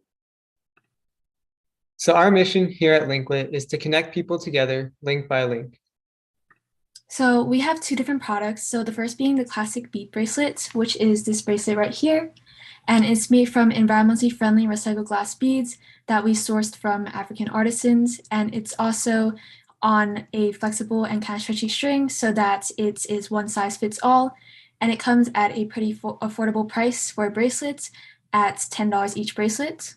So our second product is the charm bracelet, which is a set of 2 of the classic bead bracelets, but also with a 3D printed matching charm on each of the bracelets. In this case, we have a heart, and we also include linking ball magnets so that the bracelets connect together. In regards to financial performance and the break-even analysis, initially we collected $240 of capital from all members of the Linklet team. This totaled out to be 24 shares, each being $10. We spent $251 on materials over the course of the sales period. In terms of the break-even point, the cost of one Linklet bracelet ended up being approximately $5 per unit to manufacture. We sold these bracelets for $10 a unit, which equated to a profit margin of 50%. With these figures, the break-even point was 25.18 units. In regards to our totals, we generated $595 of revenue, of which approximately $300 was profit. Additionally, investors would have made a 23.8% return on investment. In terms of year-to-date sales and financial trends, we started selling bracelets in February until April 11th. In total, we sold 6 units. We utilized selling through a link to our website on our Instagram page. Additionally, we utilized selling within our personal networks. Furthermore, we saw an uptick in sales after the company participated in the Junior Achievement Virtual Marketplace. What makes Linklet different is that our bracelets are handmade by all the members of Team Linklet. We're also sustainable because the beads that we use to build our bracelets are recycled glass, and we're unique because each of our charms are designed and 3D printed by Team Linklet. We also use Instagram to market and promote our bracelets and events. And then lastly, 20% of our proceeds were given back to our community. We decided to donate them to Bay Area Rescue Mission, which is a local homeless shelter. And so that wraps it up. Thank you to you all for listening, and thank you to Junior Achievement for this opportunity. And we'll now take any questions or comments that you may have. Awesome. Perfect. Judges, go ahead. Great, thank you. Hi, I'm Denise Aoyang of Applied Materials. So I love the fact that you guys put a lot of thought that this is handmade. Talk a little about your expansion. Do you envision yourself handmaking this in the long run? Obviously, that will be a drive to authenticity. But again, if you want to scale, hand making it might stop you expanding faster. So walk me through your future plan, what path you want to take, either customize, continue, or mass produce, and what do you see the pros in your decided approach? So I would say for us right now, we're in the hand making phase, like you said, but I think over time you are right in the sense that, if we get a lot of orders at once, it may be hard to mass produce it. So we may lose, that would be a con of losing the handmade production, is we don't have that aspect anymore. But I think another way of doing it could be to hire employees that we could just dedicate to producing the bracelets. So yeah, I see what you're saying with the two options. And I think if it gets to the point where it's like, there's too many orders and we can't handle it, we're going to have to go to mass production. But I think we could start with just hiring employees who could just produce the bracelets by hand so we can still keep that claim. Great. Thank you so much for your answer.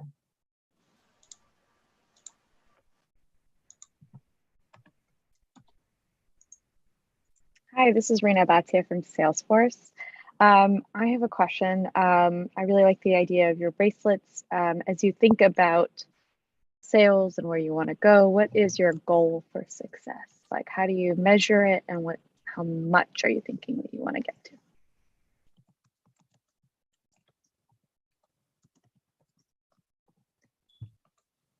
Carmen, do you want to answer that one? Yeah, sure.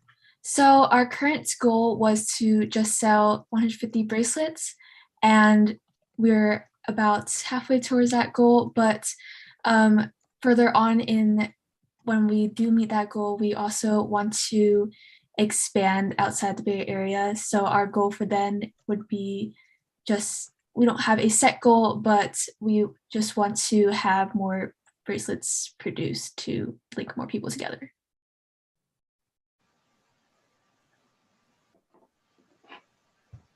Hi, this is Heather from Bank of America. I have a two-part question, or two questions. One, which one is selling better, the regular bracelet or the heart? And then my second question is, why did you decide on 20% proceed donate to your charity, which seems a high compared to others? I can answer this question. So to answer the first question, the regular beaded bracelet without the charm is selling more, just because we've recently created the charm with the magnet, so we haven't gotten the chance to sell as many with the charm, but we have gotten orders for the bracelet with the charm, and we have been shipping those out. And to answer the second question, originally we started with wanting to give 25% of our proceeds to the charity, but after working with the finance department, we realized that we would be losing money and we wouldn't be able to pay back everyone with their original investment. So we went back down to 20, and to ensure that everyone would make a profit and we could give the homeless shelter a good amount. Thank you. It's great. All right. Thank you, Team Linklet. Thank you. You're very welcome. We'll go ahead and send you guys back to your breakout room, and we'll bring out 2022 tote.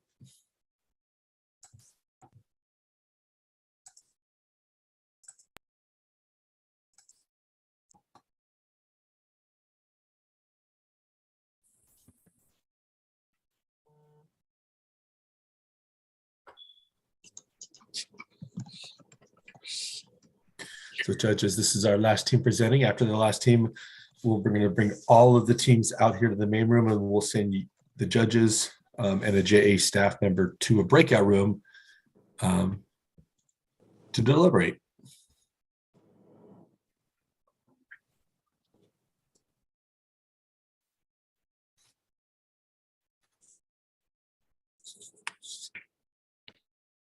Lawrence, just let me know when they are all here. I believe we have all of the 2020 tote team in the main room. Perfect. All right. Well, last up, we have 2022 Tote. They are providing affordable, stylish, and environmentally friendly bags. Unfortunately, we do not have their commercial, but judges, you're only judging them on their performance here, so that's okay. All right, 2022 Tote, take it away. Okay, we're able to share our screen, correct? Yes, you should be able to. Okay, Tracy, if you don't mind sharing your screen. I'm sharing the screen. We do have the commercial. Would you like us to present that? Oh, if you have it, then yes, you may play it. Perfect. Okay. Thank you.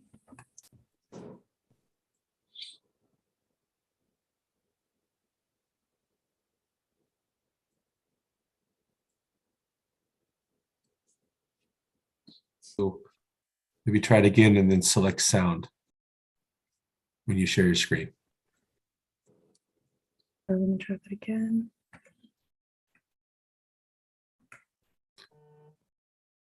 Yeah, stop sharing, and then when you select the share button, the lower left corner, it says share sound. You want to select that box. So stop sharing, and then you're going to hit the green button that says share screen, and before you select it, there's a box on the lower left that says share. Yeah, so click that, and then go ahead and share again. There you go. Now play it. Perfect. There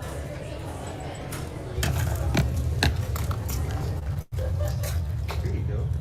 Oh man, looks like you got a handful here. Yeah, my backpack just ripped and I need a new one. Well, you're in luck. Look what I got here. Oh my god, what is that?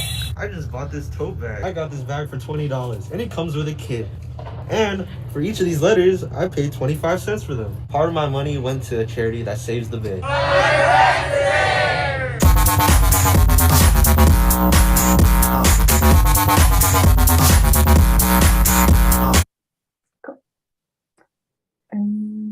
There we go. Okay, so we are 2022. Our goal with this company was to provide an affordable, stylish, and environmentally friendly bag, and also giving back to our community. So first off, I would just like to introduce the executives. So first, I am Aaliyah, and I am the president of the company. Then our CEO of finance is Tracy. Public relations is Jason D. Marketing is Armand. Unfortunately, he could not make it here with us today. Production is Alyssa, and then for human resources, it's Alicia. So first off, this is our product. This is our tote bag. It has 2 pockets in the front. It is completely customizable and comes with a kit that comes with a Tupperware and reusable utensils.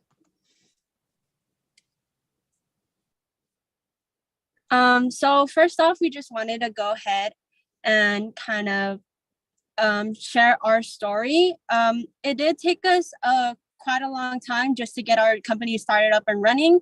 So we were kind of put behind a lot of other groups. So we kind of had to pick up the pace a little bit. Additionally, right before our company was about to begin, our teacher did have to take a leave of absence. So that kind of left us in an awkward situation to where we weren't 100% sure on what we needed to do. But once we kind of took a step back, we were able to kind of come together as a group and get our company running and making it successful. Also, when beginning to purchase our bags, there was a bit of a problem because we weren't able to access our bank account right away. And so our teacher, out of the kindness of her heart, she was able to purchase the bags out of her pocket. So part of our profit is also going towards paying her back.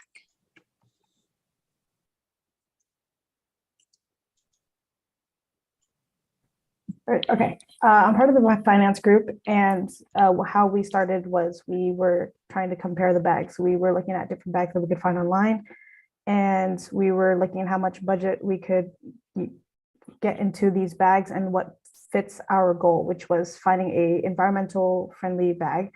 And what my group does is that we regulate all the receipts, the money deposit, the purchases that we're making, And we create a price on the bags because we want to make as much profit as we can. That is our goal. And part of that profit, again, is going back to our teacher who was able to purchase the bags for us to begin with.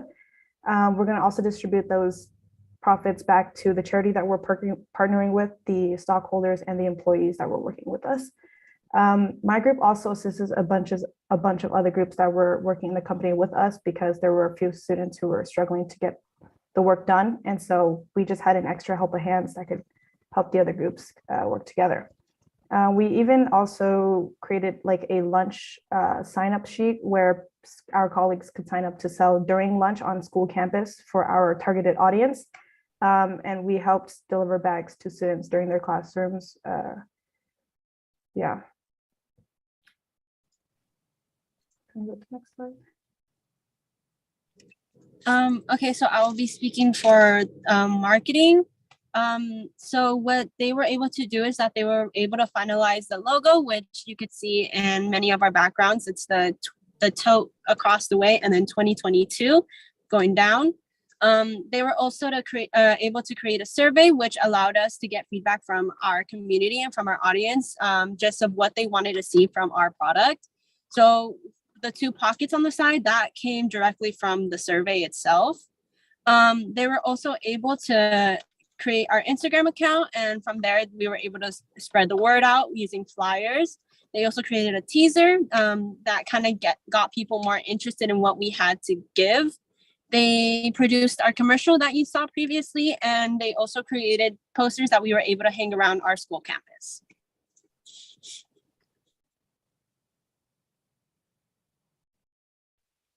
I'm part of the public relations group, and what we mainly did were make announcements that were online and announcements in our school via the intercoms.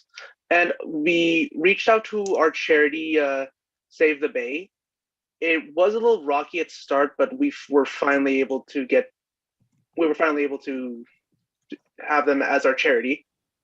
Our IPO, we used it to announce our company out to the public so they can try and buy some bags. And we regulated our emails and sent out emails to other teachers or staff members so they could buy our bags. And then as for the production group, our first step was to create several prototypes of the bag design and also the logo. And then after that, we voted as a company and chose the final design based on both style and cost and ordered from our vendor.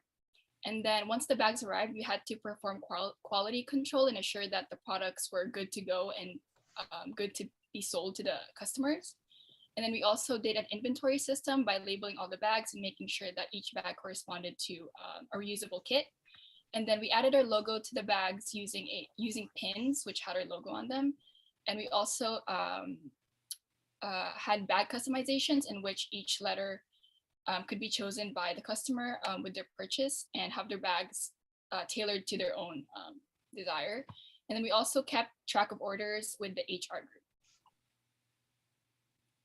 So for HR, we created stock sheets with an incentive-based system to sell stocks. Each stock was $5, and each person had 4 stocks to sell every 2 weeks. In addition to that, HR worked with finance and production with the orders and the money and stock. In addition to that, we also curated work schedules, so we knew who worked what day and how much each person was going to get paid, because working after school was extra on top of their normal work. And we also created a sheet that assigned each company member 3 bags that they must sell by the end of April.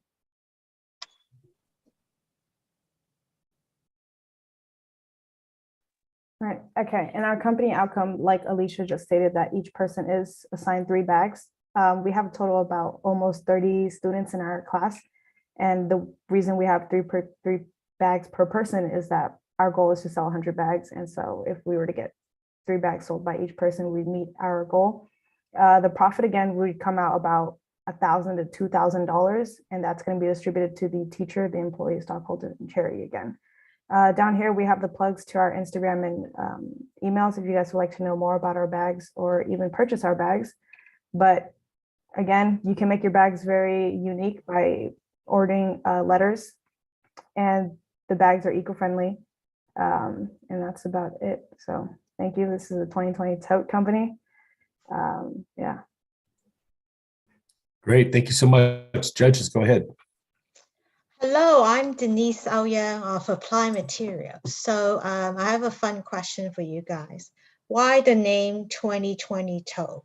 We know we're in 2022. Is that a story behind it? And if there is, you can plug it because people love stories of a product. I feel like our name, so our product was mainly, was our audience that we wanted to hit were younger students, and especially our class of 2022. So we felt like if we kind of incorporated that name into it, it would kind of get more people onto it and kind of feel like, oh, this product is directed towards me. It's kind of more customizable towards me.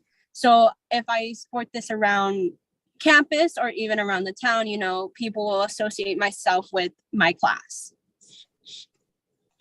Got you. Thank you. Great answer.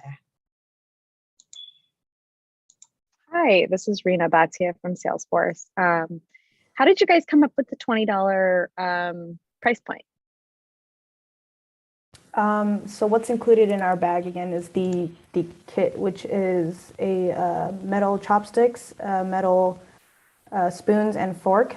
We also have a Tupperware. Those were from the previous year's students who were involved in the JA company. And so we were reusing them to add into our bags, and that just adds on more products. Like this is what not only you get with the bag, you get, you know, this kit, you get letters that you can add to the bag. And so we added more money to just having all of this combined coming with our bags. And that's how we got the $20. And on top of the $20 for only the bag and the kit, you get 25 cents per letter, which makes every bag unique. In addition to what Tracy said, we were also looking outside. If we're thinking about this like on an outside point of view, we also have to think about how like other stores do sell tote bags too, and they price theirs very high, I would say. And we wanted to make it more so where like if a teenager wanted to buy it, what would they like? How much would they really pay for our own product, and not from like, oh, an Urban Outfitters tote bag? So yeah. Yeah, and how did you know? How did you figure that out? Did you talk to people? Did you do surveys? Like, how did you figure that out of what teenagers would be able to pay? At the start of our selling, at the start of our entire company, we did put out a survey on and questioned how much people are willing to spend on our product, and a good majority of the people were in the $15 to $20 range. Okay, cool. Yeah, many of them wanted to add pockets, like something to be more organized with their bags, and that's what our bags did come with the 2 pockets right in the front. Very nice. Hi, this is Heather with Bank of America. Collectively as a group, what was your favorite part about this project? Personally, my favorite part was that because our teacher, I was not happy with our teacher leaving, but without her, like it was hard for us to work as a group. But the favorite part that comes with it is that the executives in the classroom all together were able to work together. We came up with a goal, and we had to ask, you know, other staff members maybe like what are their opinions and ideas into this, and how we could become a more successful company without the guidance of our teacher there. I agree with what Tracy said. I think the best part was like being able to like step up. I think in a way it kind of shows how like we were able to lead even without any guidance, and like in a way find like support outside from what we already had. Thank you.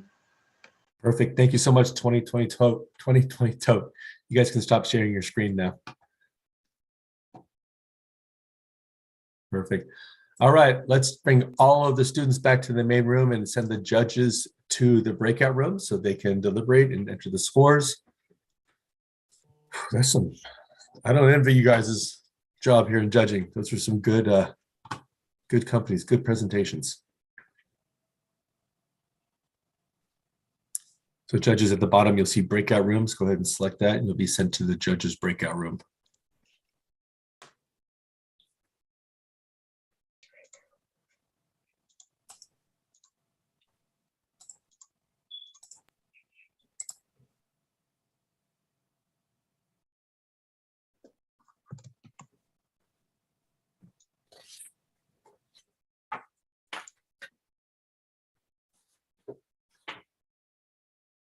Lawrence, just let me know when the judges are away and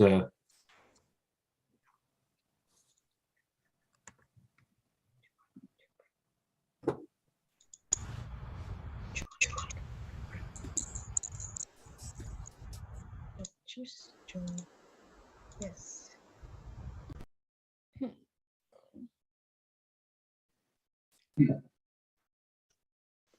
All right, Todd, all the judges are deliberating. We're ready.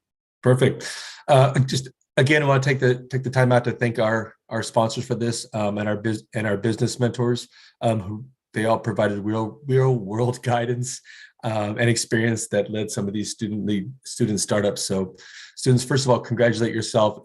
Great performance. It's been this is one of our programs that, it's not just in the classroom one time, but most of us started in November, some of us started in January, and it's over the course of all this time period. So great job. We are going to take a second and do a quick commercial break with our sponsors, and then we'll be back with some announcements and then announce the winners.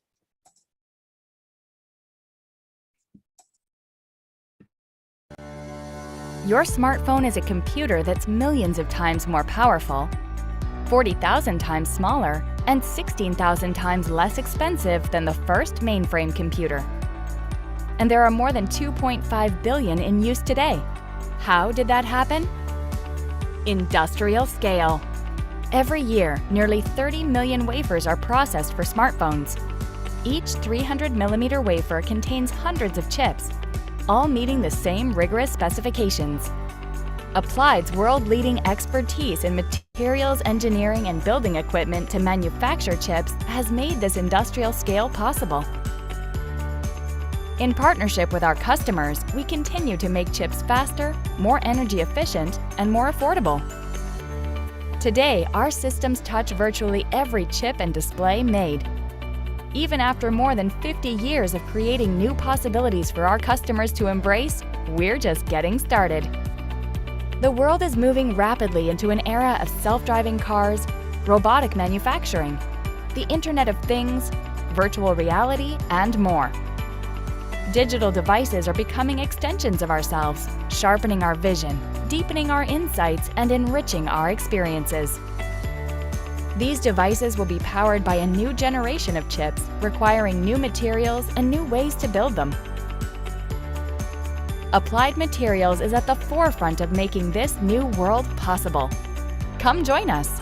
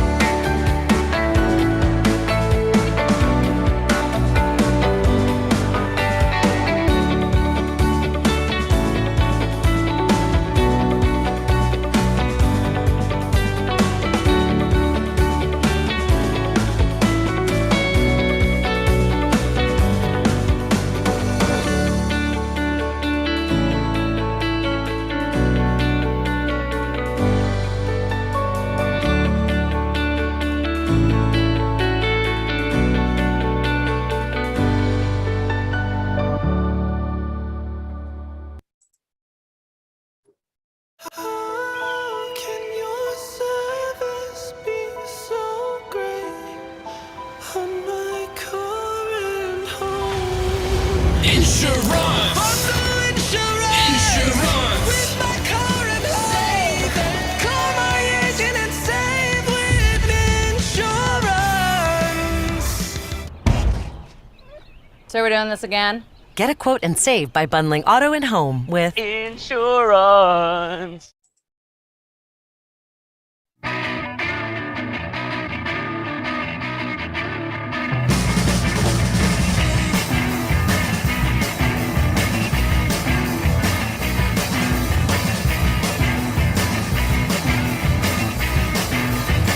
Said I find it hard to get through to you. I've been tired of thinking what a man in my position supposed to do, and I don't got time to waste on you. Used to think that baby, that was time that I made for you. Yeah, you gotta get what I want, you gotta take what you need, you gotta get what you want. Sometimes you're in love, sometimes you're in love, sometimes you're in love, but sometimes, oh baby, sometimes you gotta get what you want.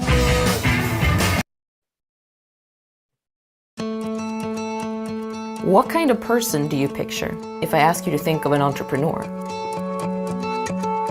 What about a leader? Or maybe a job creator? Would any of them make the cut? What if I told you that we help 10 million young people achieve their goals every year, all over the world? And in turn, they create jobs and prosperity. JA has been preparing young people for successful careers since 1919. You find us all across the globe, in more than 100 countries.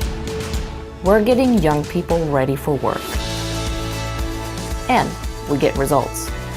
Our students go on to excel as professionals, taking control of their lives and careers, and some even succeed beyond their wildest dreams.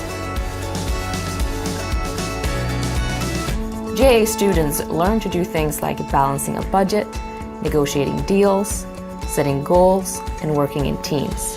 It's hands-on learning from professionals with real-life work experience. All our programs are based in 3 fundamental principles: work readiness, financial literacy, and entrepreneurship. For example, in JA Company program, young people learn how to start and run a business.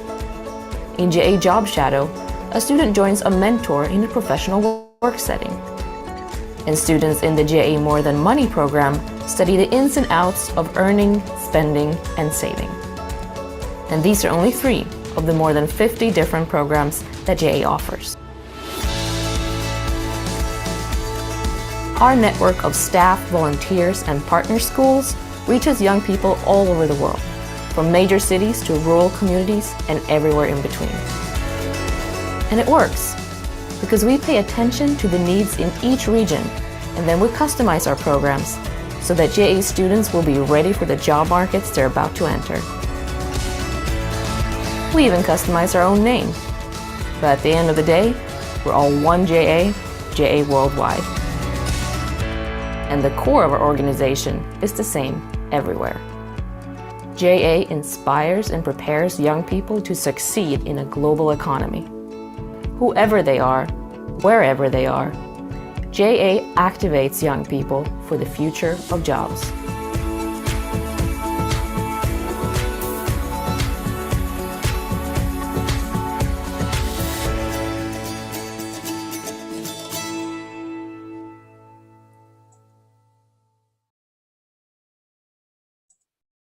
And we're back. All right, students, get your cell phone out. We got a couple things for you to take note of here. As participants in this year's regional competition, this makes you eligible to apply for our national competition.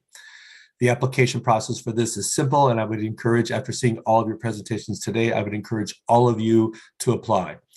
You can scan the QR code and it takes you directly to the website where you can apply, and applications are due no later than May 6th. We will also email out the application process to all of the teams. All right, students and adults, we have a couple upcoming events for you. This one's for both of you, students and adults. We invite you to participate in our 2022 JA Stock Market Challenge event. During the Stock Market Challenge simulation, you will have the opportunity to test your market savviness and financial knowledge. You can play by yourself or you can form a team. Teams will begin with $1 million and buy and sell fictitious stocks based on real life companies. The team with the highest portfolio value at the end of the competition wins. It's a virtual online event that will take place Wednesday, May 4th. So may the 4th be with you. All right, JA Summer Academy. Students, you're looking for something to do this summer? Be a part of our JA Summer Academy.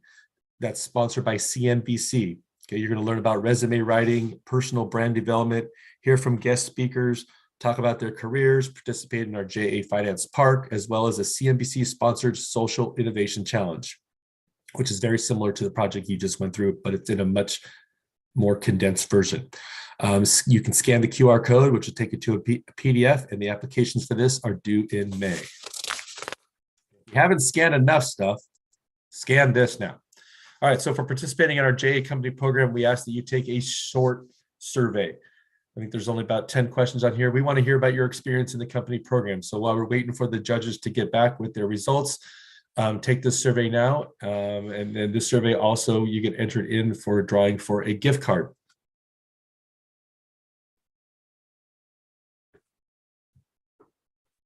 We're going to hold here so we can hear from the judges.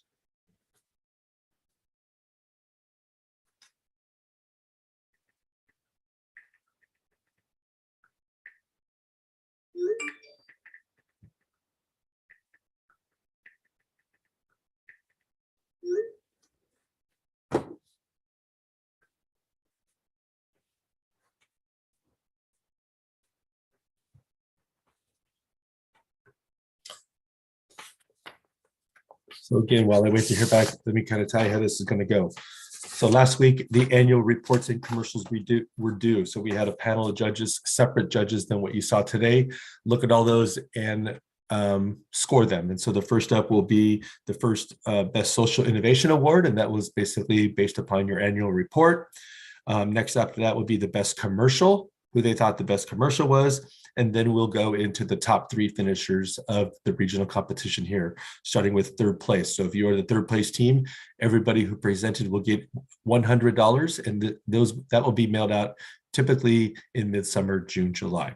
If you get second place, each student presenting will be awarded $250. And if you get first place, each student presenting will get $500 for first place. So lots at stake here as we sit patiently and wait for the judges.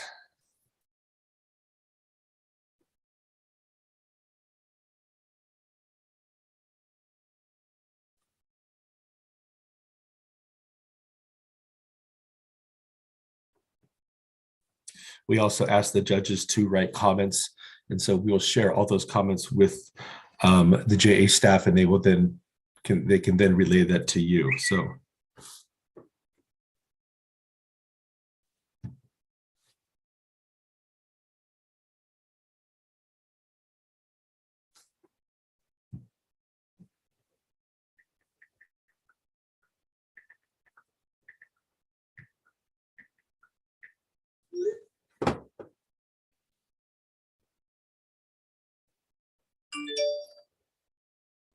Okay.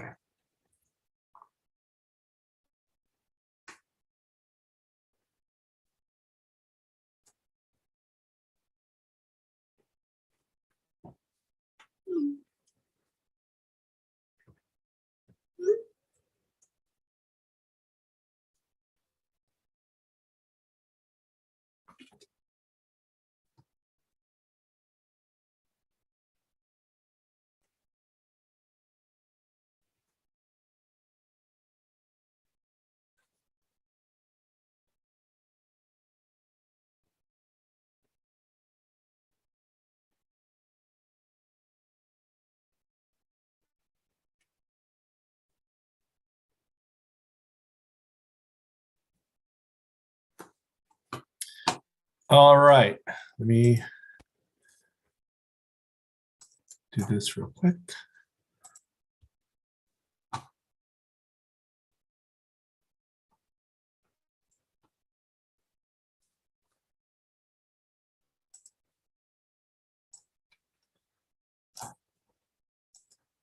No, everybody's waiting so patiently. Here we go.